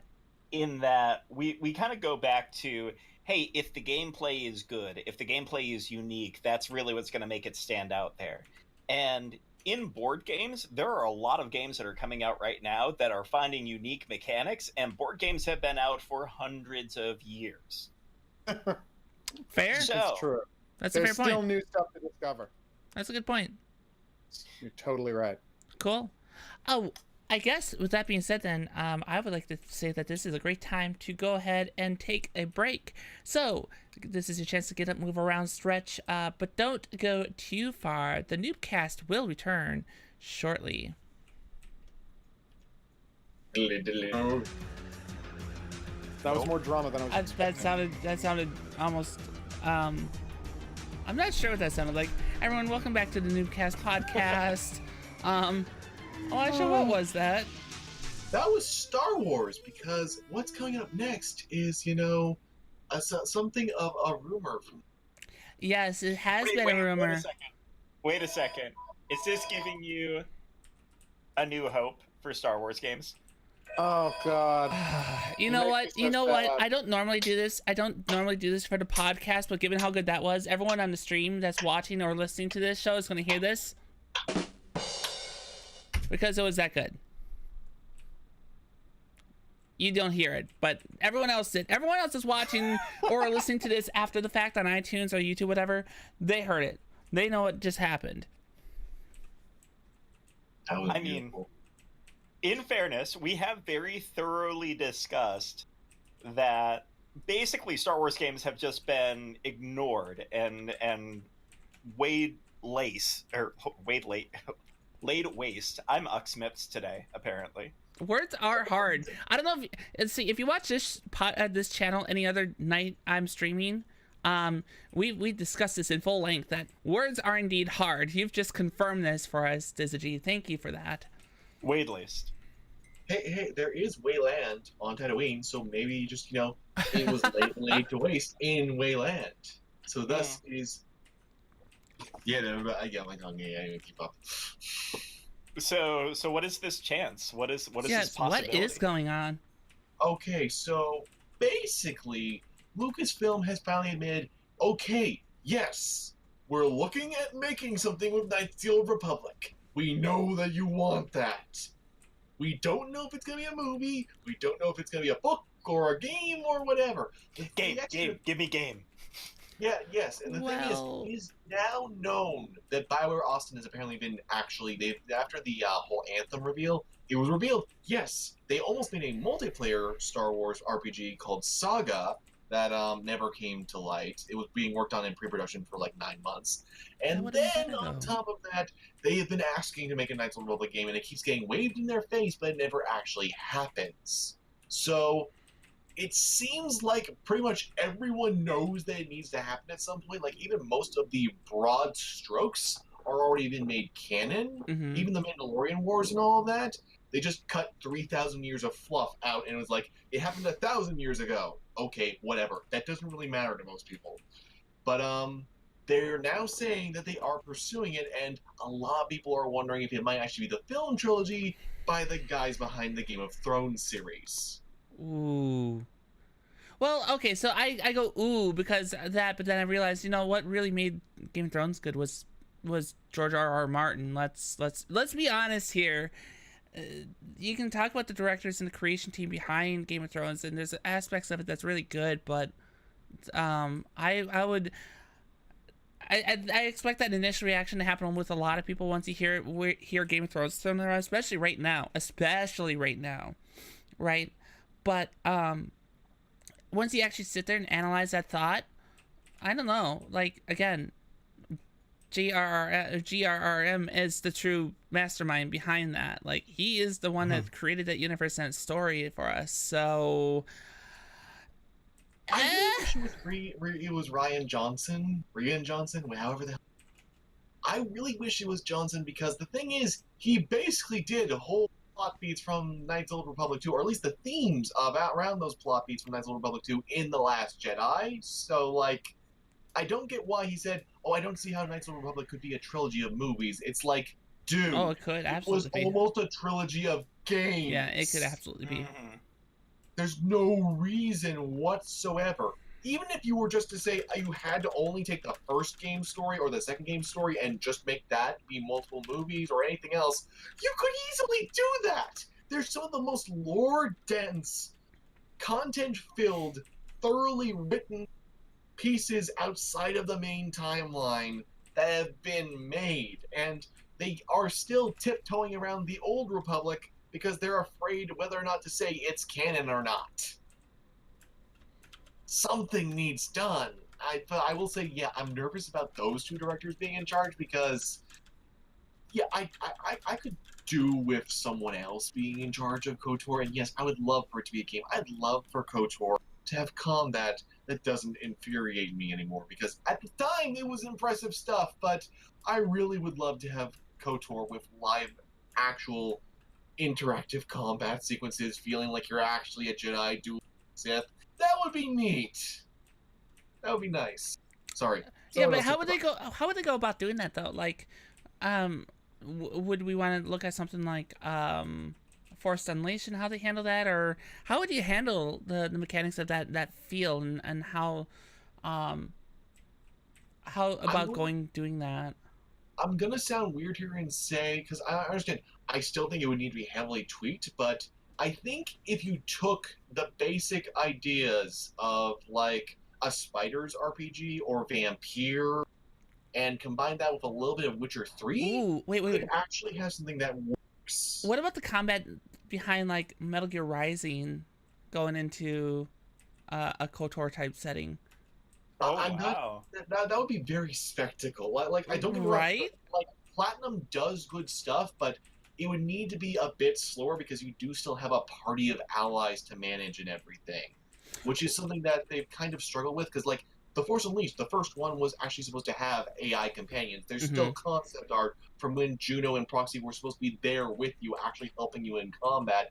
That never came to fruition. So like that's why I'm leaning more towards still use an RPG system, but like take note from ones that have been more active. Like I don't expect it to be the ultra fast thing. Like I would love for it to be as fluid as a Platinum Games title, but I also know doing that with AI companions would be difficult, and also the hardcore fanboys would be freaking out like no tomorrow. The only reason I suggested something like that is just because of the idea with proper training, the combatants should be able to move that quickly in theory. Oh yeah, no question. They should, and like realistically, that should be a thing. You're not going to hear any arguments from me. I'm still really hesitant on the whole Jedi Fallen Order. It's easy to get into, but it has depth. Like Respawn, I know you're good at combat systems, but this is the first time you're doing a third-person combat system. Maybe show us some footage so that we have some confidence in this. How many weeks out is that thing? Like, it's coming out in November. We're like, there's zero footage shown. We don't know anything about this. Yeah, we don't know what it is. Sign. We don't know. It's a pure rumor. Like you saw these headlines around this announcement, right? But then when you start reading into it, it's like we don't know. We just know that it's tied to KotOR, and that's truly all we know. It makes it so much more likely that it isn't a game, that it is a movie. With that, I'm a little disappointed about that. I mean, no. If they gave me that as a movie, I'd be down. I would still be down. Really? Oh yeah. Oh yeah. I see your point, and I mean, they already kind of did Killbot 9000 in Rogue One, but I guess I could see a Killbot 9000 back. Yeah. Good to see him on the big screen again. My main thing is, I don't want it to be like a one and done affair, because that has been one of my major issues with a lot of the new Star Wars, is that like it's sort of like, we did this story, it either is irrelevant to everything else, sets up what you already didn't need to know, or everyone dies. Well, That's been basically the mantra of everything. Whereas, just give me a second here. Whereas with KotOR, between the games and the exceptionally long-running 10-volume graphic novel series, and a bunch of novels on top of that, just traditional novels, there's a wealth of story. It was allowed to breathe. We were able to see all sorts of angles and aspects. And I want to see that. If it's just done as a one-and-done affair, I will be extremely less excited, because then it's just like, oh, it's just the one obligatory story so that they can shut fans up. So here's the thing about that, right? Is the two spin-offs, the one and dones, they were shot and made to direct and fill plot holes. That's all they are. Otherwise, any other movies related to Skywalker. Just the movies. I'm not just talking about just the movies. I mean, like, you're talking to somebody who like been keeping an eye on the broad spectrum of things. The only thing in Star Wars that has actually consistently grown has been Dr. Aphra. That's like the one character who's been allowed to actually have a personality, have growth, and have a real story. Excuse me, Aphra and Vader. Aphra and Vader are the only two characters I think I just heard Crafty Joygasm over there, who actually get to have something. And that concerns me a lot. By the way, just for the record, before we go on, I just want to say one thing. Rogue One's attempt to close a plot hole is the dumbest thing I've ever seen. Because having a weak point is not a plot hole. It never has been.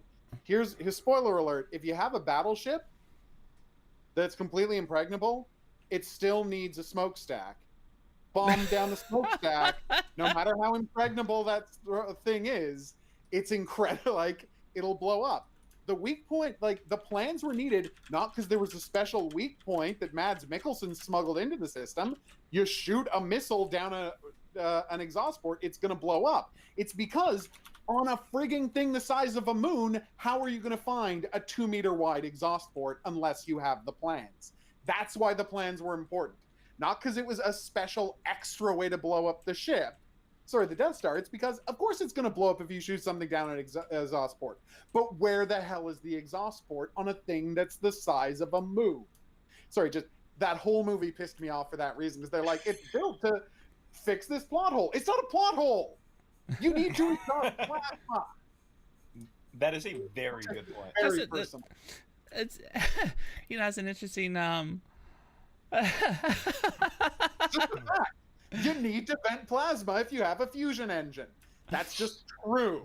Anyway, that's been me being angry about Rogue One for 2 years and Star Wars nerds for 30 years. There you go. I wish we had a Womp Rat right now. That would just. At least Alan Tudyk Can't you put a cover on it? Can you put a cover on a smokestack? No, because you need to vent plasma. You can't do that if there's a cover. They could have had a grate. Well, then they would have had to fire 2 torpedoes. Shut up, you horrible nerds. Actually, they did fire 2 torpedoes, so there you go. I'm just saying nerds are the worst. Anyway, that's my point. We just addressed one of the biggest issues in sci-fi movies for the past 40 years, guys. Right here on this podcast, right there. Bam. History. Well, was it ever a plot hole? Never. What it was a hole, but it was one that was meant to be there. Exactly. Wait a second. Oh dear. And we were all very impressed. So welcome to the Star Wars podcast. Some days I think I just want to put that as a subtitle. Honestly, we had one more topic that came our way from Mr. Unabridged regarding the Days Gone. Yeah, here's a really relevant question for everyone. Do you remember that Days Gone is a thing? What? I'm What? just genuinely asking, do you remember Days Gone is even, coming out soon? Oh, you mean that game where they 6 years ago, when people still cared about Sons of Anarchy, they said, what if Sons of Anarchy had zombies? And then Sons of Anarchy went away and everyone forgot about it, but they still kept making the game, but no one remembered that the game existed? Is that what you're talking And about? now they're going to try to release it alongside The Last of Us 2, because that makes sense. That... Oh, I think I might have taken a photo at their booth, but I don't remember because zombies. I just want That's the thing too. It's at the peak of everyone's tired of zombies. I'm borrowing this one, but you know who remembers Elijah? Pepperidge Farm remembers. Yep. Do they? Oh, They always remember. you made all of us sad with that one. Well, so here's my thought on that. I think that this ship has already had a chance to sink before it had a chance to leave dock. And the reason I say that is because it's a zombie game, right? Well, zombie games have set sail because we got these things called Battle Royale, which is the big golden ring that all these developers are trying to chase right now. Zombie games that's a thing of the past, and I expect this thing to just go right into the bottom of the harbor. The weird coincidence of this year, though, is that we're actually getting 3 new zombie games, and the irony is that of the 3 that's coming out, Days Gone is probably the most generic. World War Z is apparently actually a really fun third-person shooter hybrid of The Division 2 with Left 4 Dead. I'm hearing really impressive things, I'm surprised to say, and it released as a budget title because they realized we're entering a really saturated market. Whereas The Last of Us 2 has basically sold itself entirely on human versus human combat and brutal survival. Days Gone's biggest selling point is, you remember the guy from The Force Unleashed? And being human? Yeah, we've got him in this. And he's playing a guy called Deacon, because that's a name. Wait, the main character is the guy from Being Human? I had no idea that was him. Wow, way to go. It's Sam Witwer. That's the marketing has conveyed so little that some people don't even know who's starring in this, even though he's supposed to be one of the selling points. Maybe that's one of the biggest points to be made, is the only thing that's coming across is zombie. We know that. We get that. It would be much more interesting. I think about this in the movie world. I enjoyed Warm Bodies because it was a story of romance before it was a zombie movie. Yeah. By the way, it was definitely a zombie movie, but romance. Mm-hmm. And that's even kind of an issue with the gameplay demos, because when Game Informer did a full press coverage of Days Gone, one of the biggest emphases was actually on your bike and how it wasn't disposable, how you're going to actually have to take care of it and stuff like that, which sounds really interesting. There's these survival elements that they have in mind that sound really cool. But even when you're watching like the dev diaries where they're actually starting to put some effort into trying to sell you the game, it's like, okay, there's a trailer here that's about having one bullet left, but your first gameplay demo showed you fighting literally like a wave of zombies just spamming an assault rifle. What even style of horror survival is this? Yeah, you're not. The thing is, that whole one bullet desperation gameplay does not really fit well with the idea of a world where zombies move as giant waves of 8,000 zombies. Figure out what kind of game you're making there, guys.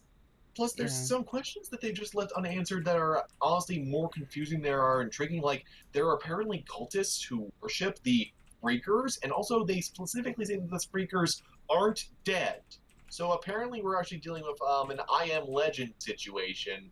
And for some reason, if you worship the Freakers, they don't attack you, which is extra confusing because they don't show any intelligent thought in anything we've seen. So, like, I have so many questions about this world building before I've even gotten interested in it. You know, it's interesting. So, World War Z was brought up. So I'm just kind of looking at, in case right now I'm looking at World War Z and how it's listed on Twitch. I think a good way to get a feel for just how games doing is just how well and how much it's being viewed, right? It's actually outpacing NBA 2K19. It's outpacing StarCraft 2. It's outpacing Black Desert, Final Fantasy 14. It's outpacing Tom Clancy Division 2, Anno 1800. It's outpacing all those games right now. That's crazy. Yeah, that's actually really impressive. I did not expect that. Because no one expected the game. It's from Saber Interactive of all. Their last game that they put out that was really notable was Time Shift. And yeah, it's been a while since they've had a independent sort of any kind of genuine creative freedom. So it's only the fifth row down. It's only the fifth row down. Time Shift is a pretty good game. I did really enjoy Time Shift. I had a good time with that one. Because my PC would overheat and crash. Oh. Wah, wah. I would say that's a real groaner, but if we're talking about zombie games, oh my god. All right. Well, then. Sad fast. Seriously though, like, no, I mean, I'm interested to see the game. I'm not interested enough to. I mean, I've seen nothing in any of the pre-press that has made me say, "Oh yeah, this is worth spending." I live in Canada. Before I say this, just so you know, $80 on. Like, nothing is like seemed vital or essential about it to make me want to pre-order and give it a look. But it's like, it's the kind of thing where if they had budget priced this one just to see something, people trying to do a different thing with zombies, I might have picked it up on a whim. But they have completely and abjectly failed to market this game at all, especially when they want it to be a prestige. Yeah. Not just a full-price game, like a prestige, important full-price game. Towards the end of the PS4 life cycle, one of the last games that's going to be on people's taste buds. Mm-hmm. Yeah, it's crazy. Like, we got a couple of games coming out next year, but I mean, honestly, think about, now that they've announced the PS5, we're not going to get, after this E3, another new, like, but are we ever going to get any more announcements of big PS4 games ever? Like, this might be it for the PS4. It could be. I'm not ready to give in on that yet. I mean, Star Tropics came out like 2 years after everything else came out on the NES, and there's always but Star Tropics had its own problems too. I mean, and we talked about some of those problems with like. That's just a rabbit hole we can go down again because we've covered it. But though it's a thing and it's a classic, there's not enough examples to prove that is a consistency that we can find in a generation that's going out the door. You're right. That's just not a thing that's happened enough that it's worth calling it a trend. Yep. Yeah. No, that's fair. I'm sincerely hoping this doesn't end up feeling like a swan song game. I'll place it at that for now. Okay. Oh, well, of course, but just There's a good chance it will. I mean, you got to at least admit there's a good chance it will. Yeah, There is a non-zero chance. I am willing to accept that. If that all you give us, we'll accept it. But come on. it's just like I want to believe because the PS3 got lucky. It had right toward the end there, and the Xbox did too. But I mean, even some really good stuff has been canned. Lego Mega Bloks. The only reason that didn't release is because it was made for 360, and the Xbox One had just was going to be releasing later that year. That's literally the only reason they got canceled. Mm-hmm. Aww. Yeah. Poor fellas. There's stuff I'm looking forward to. I mean, again, we got a new Yakuza game coming out in a couple of months. I mean, I'm giving up on the PS4. I just don't think we're going to have any more big announcements from the PS4. I don't think so I would either. be I just very surprised if E3 comes up and they're like, "Here's the hot new upcoming game for the PS4." Well, I don't just expect don't that. feel I don't expect that at E3 at all this year because of the fact that Sony did pull out. If it's going to be anything, it's. I mean, who's going to announce it? Ubisoft? Exactly right. I mean, yeah, there's just no way. I mean, Sony giving up on E3 this year is basically their announcement that they've given up on that this generation is over. There will be no more first party or second party PS4 titles after The Last of Us 2. Yeah. That's the impression I'm getting. Just to troll everyone, Square Enix will re-release director's cuts of The Quiet Man and Left Alive just to keep the PS4 going. I mean, I would honestly, dear Sony, dear Square Enix, if you put it down for $5, I will buy The Quiet Man just out of morbid curiosity. They'll do something like Final Fantasy Worlds instead. Yeah. I mean, it's a little sad, but I really think this is it for the PS4. Yeah. Agreed. And just the idea that Days Gone is going to be it. Oof. Yeah, How fitting, I'm though. willing to accept that. How I hope that there fitting, is a though. good first-party game just Kind to of. make sure that doesn't turn out that way. Just title alone, though, how fitting. No, right? There will be also the new Persona 5 spin-off. There will be that. So there, you get that. Well, you get that, and I suppose you can lose 150 hours to that, I suppose, as well. Oh, and I will. And I will. And don't get me wrong, like there's still going to be there were more.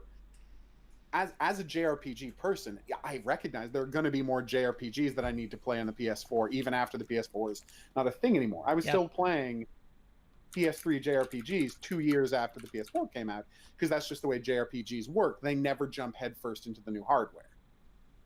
Their money's worth out of their development kits for the previous generation more than anybody else. Mhm. But yeah, I'm still going to be playing it, but honestly, the big games just aren't going to be there. And The Last of Us, I mean, if we're back here talking about The Last of Us, it might be the last time there's a giant high-profile PlayStation 4 game. Gotcha. Sorry. All you're talking about PS3 JRPGs that came too late, I'm just quietly thinking, oh my gosh, if Dragon Guard 3 were backwards compatible on PS5, maybe we'd finally have a decent frame rate. You know Maybe. that's never going to happen, right? No, Maybe. no, it literally will. On the PS7, it's not going to have a decent frame. It's never. I just want to have Dragon Chaos and self-parody work well. Oh, Yeah. keep dreaming, though. All right. Well, suppose with that we can go ahead and go on to our last topic of the night, and I would like to hear some thoughts on this. I would like to hear some ideas on the idea of video games helping preserve parts of our history as we know it. And the reason this comes up is, of course, this past week, was it? With Notre Dame catching fire Right. and part of it burning down. One of the things that came to the rescue was Assassin's Creed Unity, which took place in Paris during the French Revolution, which had such detailed design around Notre Dame that you could go in and actually see the details of how it was meant to be, and they can recreate based on that. Yeah, because it was a fully realized, completely authentically built 3D model of Notre Dame in the game, right? Yep, exactly. So, I mean, what's to say that video games couldn't do this for other aspects too? And even if it is slightly altered. So, like, earlier, Disney, you had mentioned Tom Clancy's The Division 2. Although it's supposed to be in a post-apocalyptic situation, like, there's still a great scale of detail that went into Washington D.C. and buildings, very famous buildings within Washington D.C. Well, and in fairness, even though it's post-apocalyptic, I think it is a very accurate representation of Metro Transit. Always going to be taking a shot at the subway. I love it because Never. anyone that lives out there knows that joke, or anyone that's been there knows that joke. I have a weird one to say because they're talking about, what other games have done this. And you know what one actually might be handy if, heaven forbid, something rare ever to happen to it? Alone in the Dark 2008 rears its head again. Oh, Lord. Here we go again. It has. Its depiction of Central Park is magnificently accurate. Like, it's incredible how accurate it is. Okay. Yes. So, there's actually you can really... one. And yeah. There are a lot of places where tectonic plates have shifted and there's now 30-foot cliffs that is not accurate to Central Park. But, you go around, you see the theater stage, you see the castle, you see the reservoir. I mean, it really is. Well, and so, there's so many different aspects and facets that you can look at in this topic, right? Because you've got other things that have been recreated really well. And now we've got the element of VR and our ability to explore these different structures or places that exist through the VR headsets, and we can get a true feel of its scale that way, which is incredible. And I think now players are seeing the appreciation to that. I think that's part of the reason that we're seeing a reverse review bomb of Assassin's Creed Unity, because we've heard about review bombs and how that completely panned scores.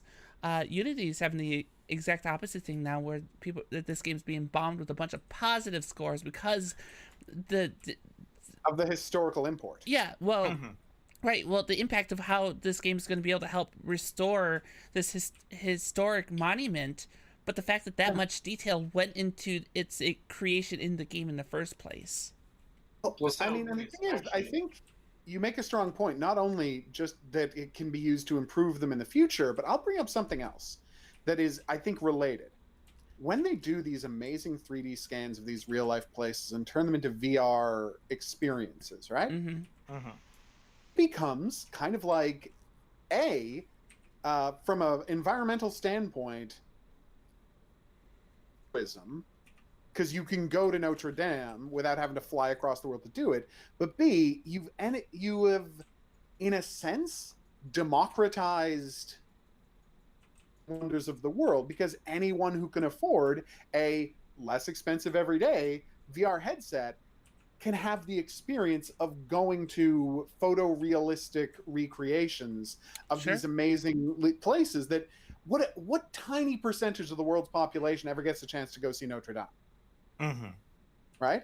But Assassin's Creed let people feel like they'd experienced that location, and an even better VR version of that in the future is going to be an incredible thing. I'm not going to say it doesn't matter that the real thing is still whether the real thing is there or not, but if the virtual representation is that good, then almost everyone is going to be able to have their own Notre Dame experience. And I think that is something that video games can do an incredible amount to help with. Oh, absolutely. There's also the fact of the matter that as we're seeing more game spaces try to replicate what's real, I remember reading about someone who, when they finally got to go to Venice, after having played the Ezio trilogy in Assassin's Creed, they recognized some of the routes. They were able to be like, oh, I actually have already been here. Yeah. And isn't it amazing that it's Assassin's Creed again that's done this? Yeah. Oh, yes, it's the most historically centered series we've had in a while. It's weird that it's the only one that's really done that. We could really stand to have some that actually make use of history. Yeah. Yeah, we get bits and pieces. You have Fallout 4 and Fallout 3 and The Division as well, original and the second. But I think one of the specific things to a video game representation that isn't going to be caught in books and isn't going to be caught even in just getting 3D renderings of locations is the sense of feel for a location. Mm-hmm. The ability to Scale be of it, transported. being a human-sized thing in this giant edifice that was specifically designed for human-sized people to walk around in. Mm-hmm. Exactly. Notre Dame wasn't built for someone to look at pictures of it or to read about it in a description of it. It was built to be walked around in, and VR to a great extent, and video games to a slightly lesser extent, but only slightly lesser extent, can really simulate that experience in an incredible way. Yeah. Yeah, no, I completely agree with that. And so I guess the question is, do we want to see more of this in video games, though, where that proper scale, even if it seems like it's like extraordinary, the scale of something, if it's accurate to its real world counterpart, do we want to see that replica created in our games that are based in our world? Yes, Yeah, I don't think there's a good reason not to. A really relevant recent game, Generation Zero. It's set in 1980s Sweden. Like, not every building is historically accurate, but they took all of the geography of the archipelago and all that, and they just captured it. And I think it's actually brought something fascinating to the open world gameplay ideas that we haven't seen that much of, which is that it's actually useful to not have every 10 seconds there be something new for you to do, that you actually just get to experience the world, because it is the closest equivalent I can think of to somehow both being this binary domain-esque first-person shooter survival thing, but also it captures that air of a walking sim, like in Dear Esther, and you just take in the sights, and it's like, oh my gosh, Sweden in the fall is gorgeous. It's like, it does that in such an effective way and gives a real sense of scale to everything, that it makes those moments of engagement more meaningful. And I think that's something that even Assassin's Creed has capitalized on a bit in certain entries, is that sometimes less is actually more, while still being at a grander scale. It's about just making sure that you measure it out right. But yes, I think if Generation Zero wasn't this, if it was just constant combat or whatever, I think it would actually be a lesser game. Yeah. I think there are certain scenarios where there needs to be artistic decisions made for the sake of gameplay, for the sake of the experience in a game. I think if you're looking for like a pure rendering of something exactly the way it is, there are better places for it than others. I think simulation games are amazing for that. You know, like a flight sim game that puts me in a place with urban developments, super cool. I am 100% up for that. But I feel like, I think of the example of Fallout 4. A lot of things are not placed where I would expect in the Boston representation of Fallout 4.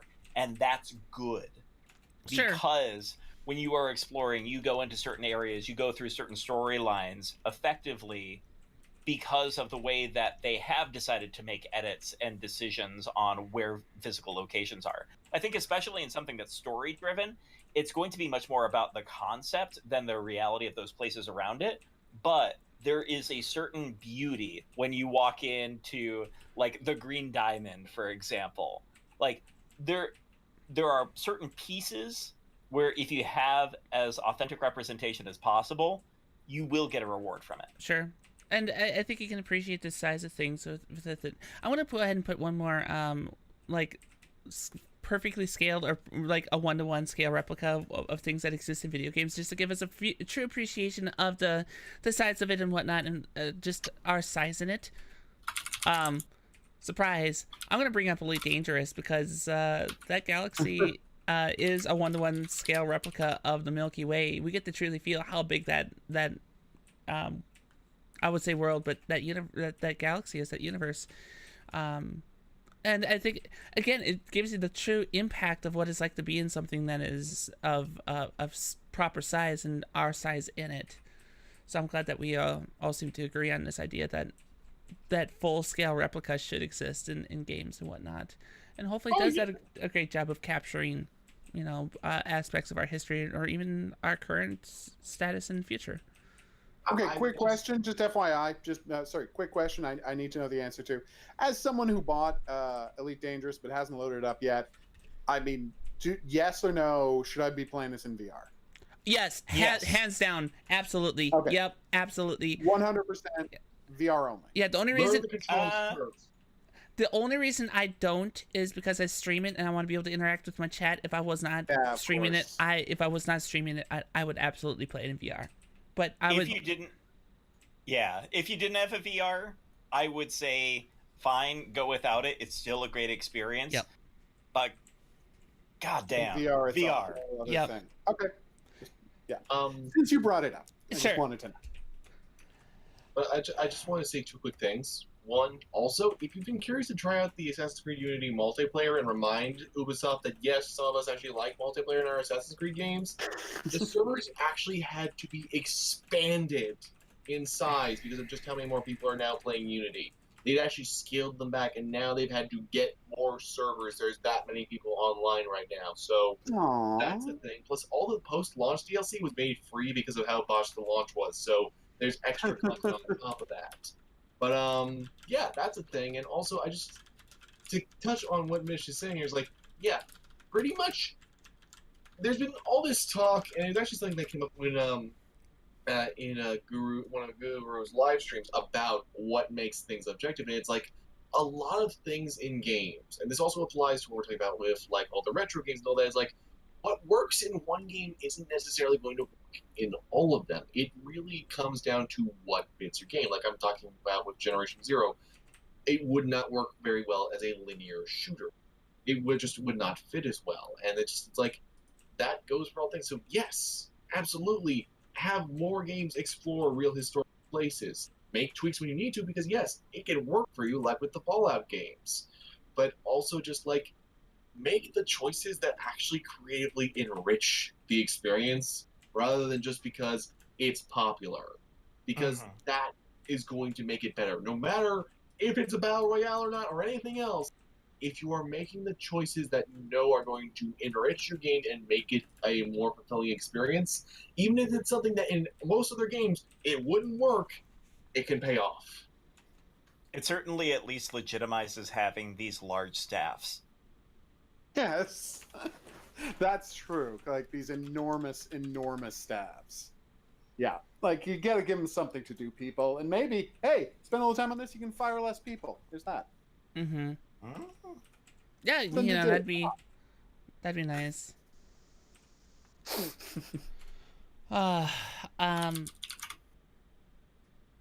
I'm not sure what just happened there. So, I think that's going to do it. I know that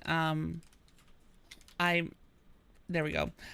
One last topic that I know that Crafty would really like me to bring up, just because is the last little nugget here is that the developers behind Myst has a new game that they're working on. It's in Kickstarter right now. I'm gonna go ahead and post the link in the chat. They've got a few days left in the Kickstarter. If you like the Myst series and like the developers and the stuff that they do, go check out the Kickstarter before it's too late, and consider backing it. That team has done a great job of delivering on.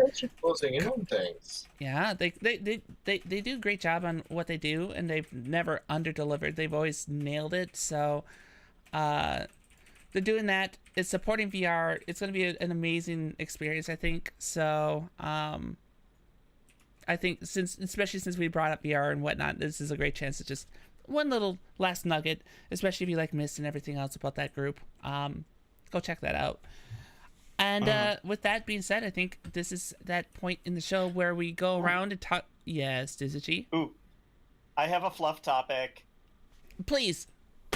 Never mind. We have something more. Please, what's the fluff topic? What do you got? So many epilogues. This was directed by the guy from Lord of the Rings, and I got Peter Jackson. Thank you, Brain. Thank you for being slow and Compatibility there. This episode brought to you by Peter Jackson. Not really, but it seems like it.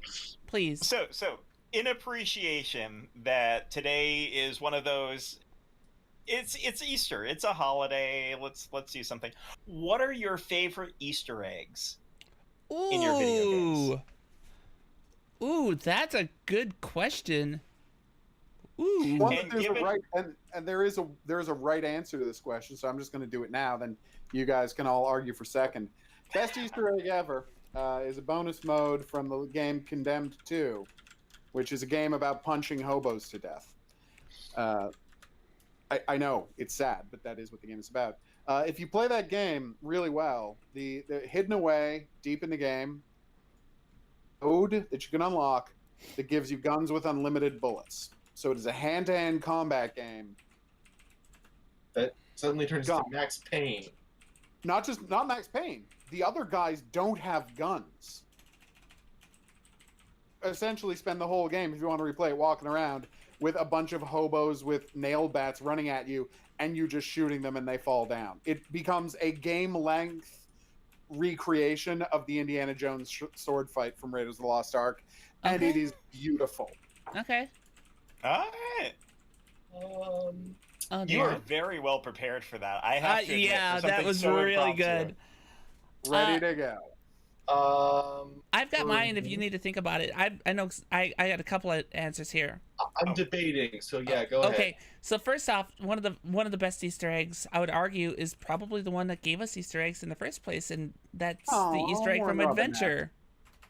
Yeah. Oh. So if you go take that little object back to the beginning into that dark room, you got the developer's name. So Adventure. The other one, the cow level. Yeah. The cow level from Diablo 2. So good. Hands down, my favorite is the cow level, because how many Cal times, is beautiful. if you don't know what the cow level is in the original Diablo, it was people had this constant story that you could kill the cows.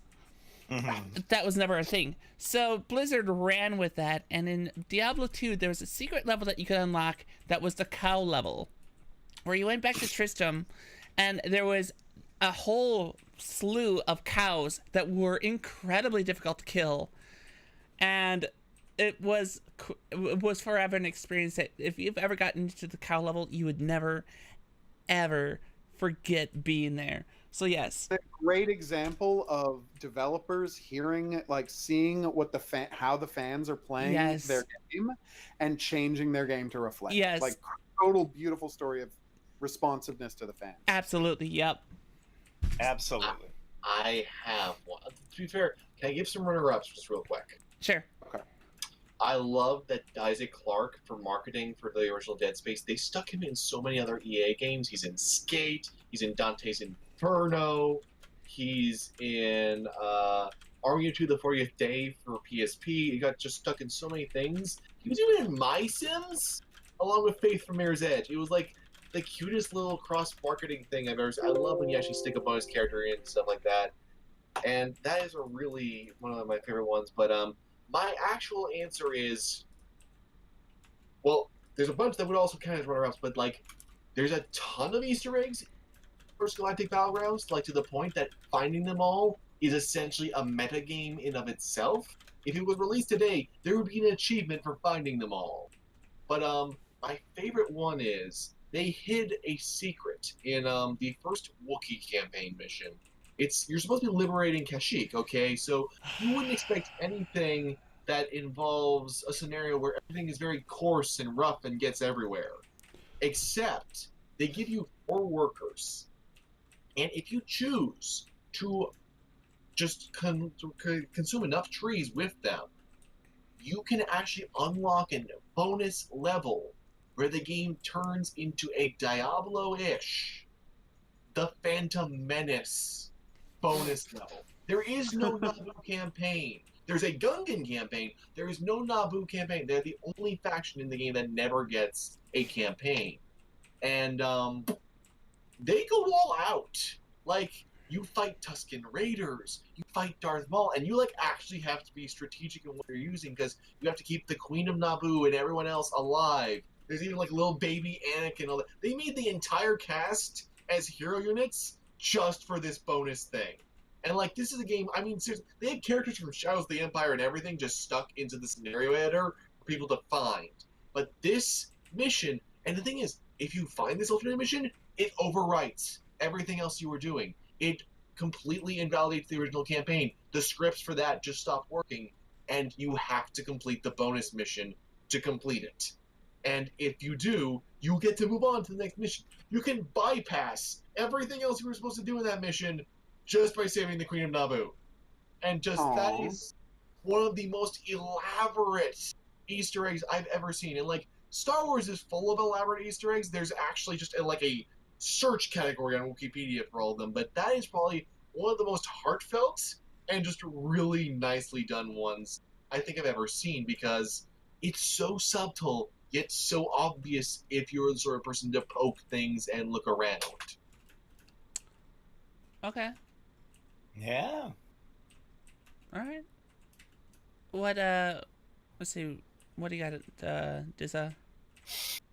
All right, I'm gonna say that this one's definitely one of my favorites. I'm not sure if it's the favorite, but I figured that some of you would pick some of my options. I read your mind on it, and I thought about some other things that I know you might be interested in.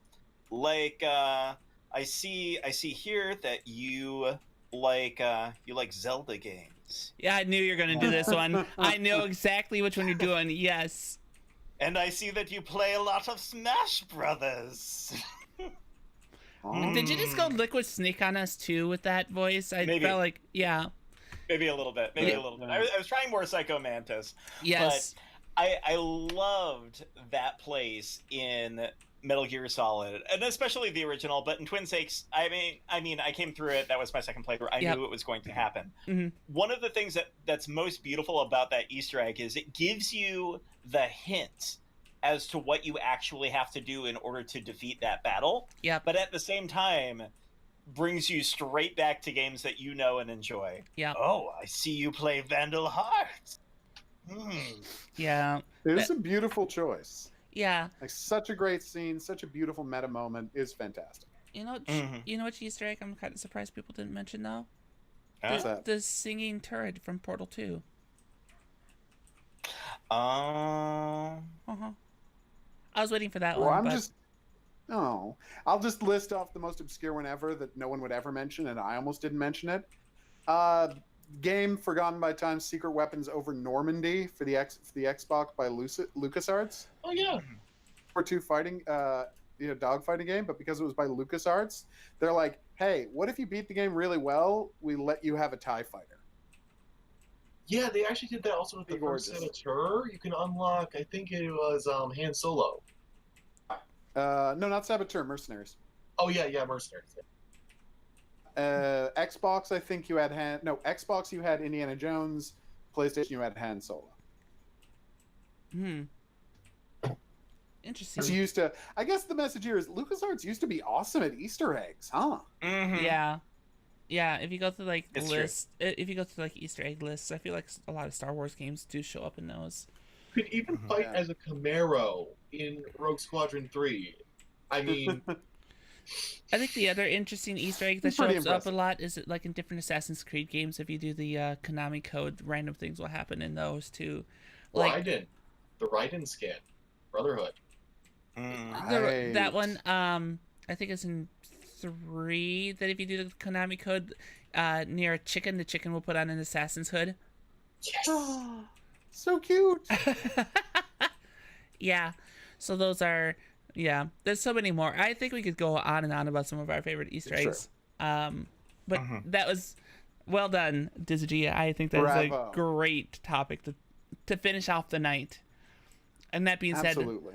let's go ahead and go around and just do a quick shill of what we have coming up on our channels, what we're doing, where we can find us, and we will start this off with our guest, Hidden Object Guru. What do you got coming up on your channel? Where can we find you? All that good stuff. Find me, reviews on GameCritics.com. Frequently, I'm streaming every night, 9-ish Eastern Standard Time, Eastern Daylight Time, over at the Hidden Object Guru YouTube channel, so check me out there.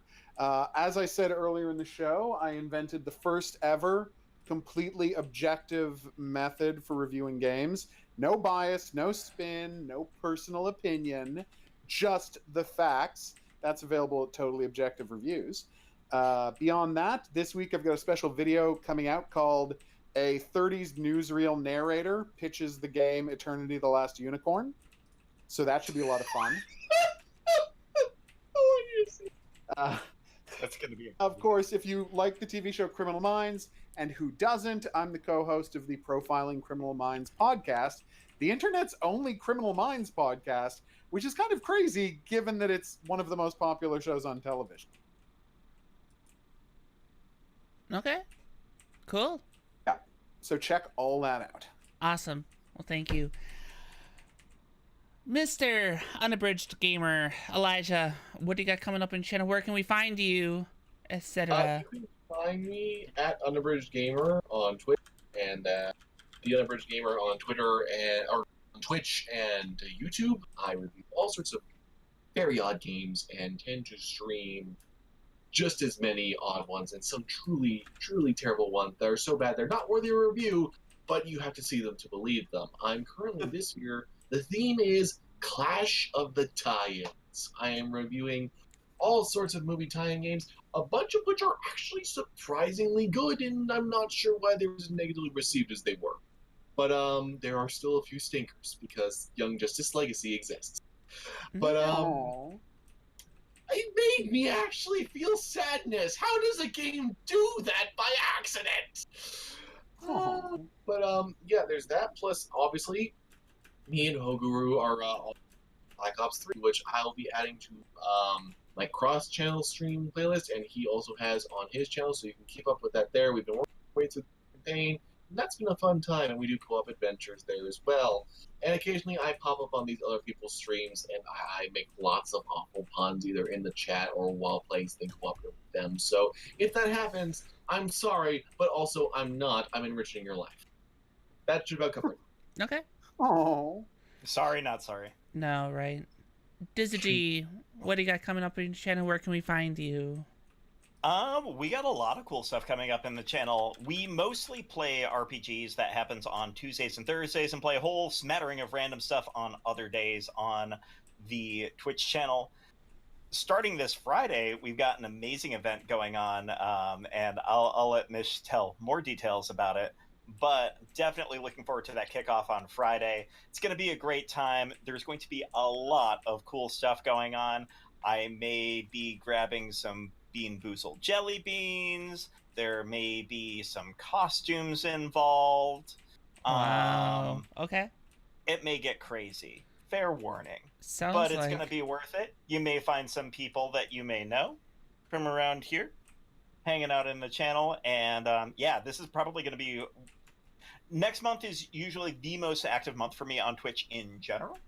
Yeah. So I'll definitely say it'll be a great time, and I'm looking forward to seeing you all. Agreed.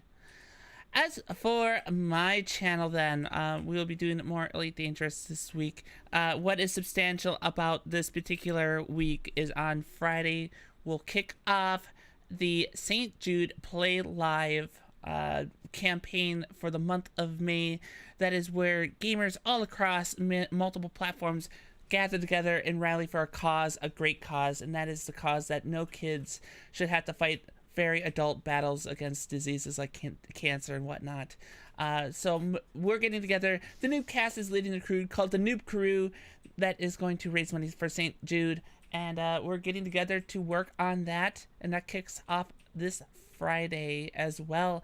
I haven't figured out costumes quite like Dizzy G here, but I have a feeling that freaking fox onesie that you guys like throwing me into will probably be a thing at some point during these streams for the month of May. Bean Boozled Beans and much, much more. I can say, dude, that is starting this Friday. Multiple channels will have it. As far as the Noob Crew is being led by myself, Dizzy G, and Hip Anonymous, all members of the Noob Crew raising money for St. Jude. That being said, for Hidden Object Guru, the Unabridged Gamer, and Dizzy G, my name is Miss Michelle Jean. This has been the Newbcast Podcast. Thank you so much for watching, and have a fantastic evening.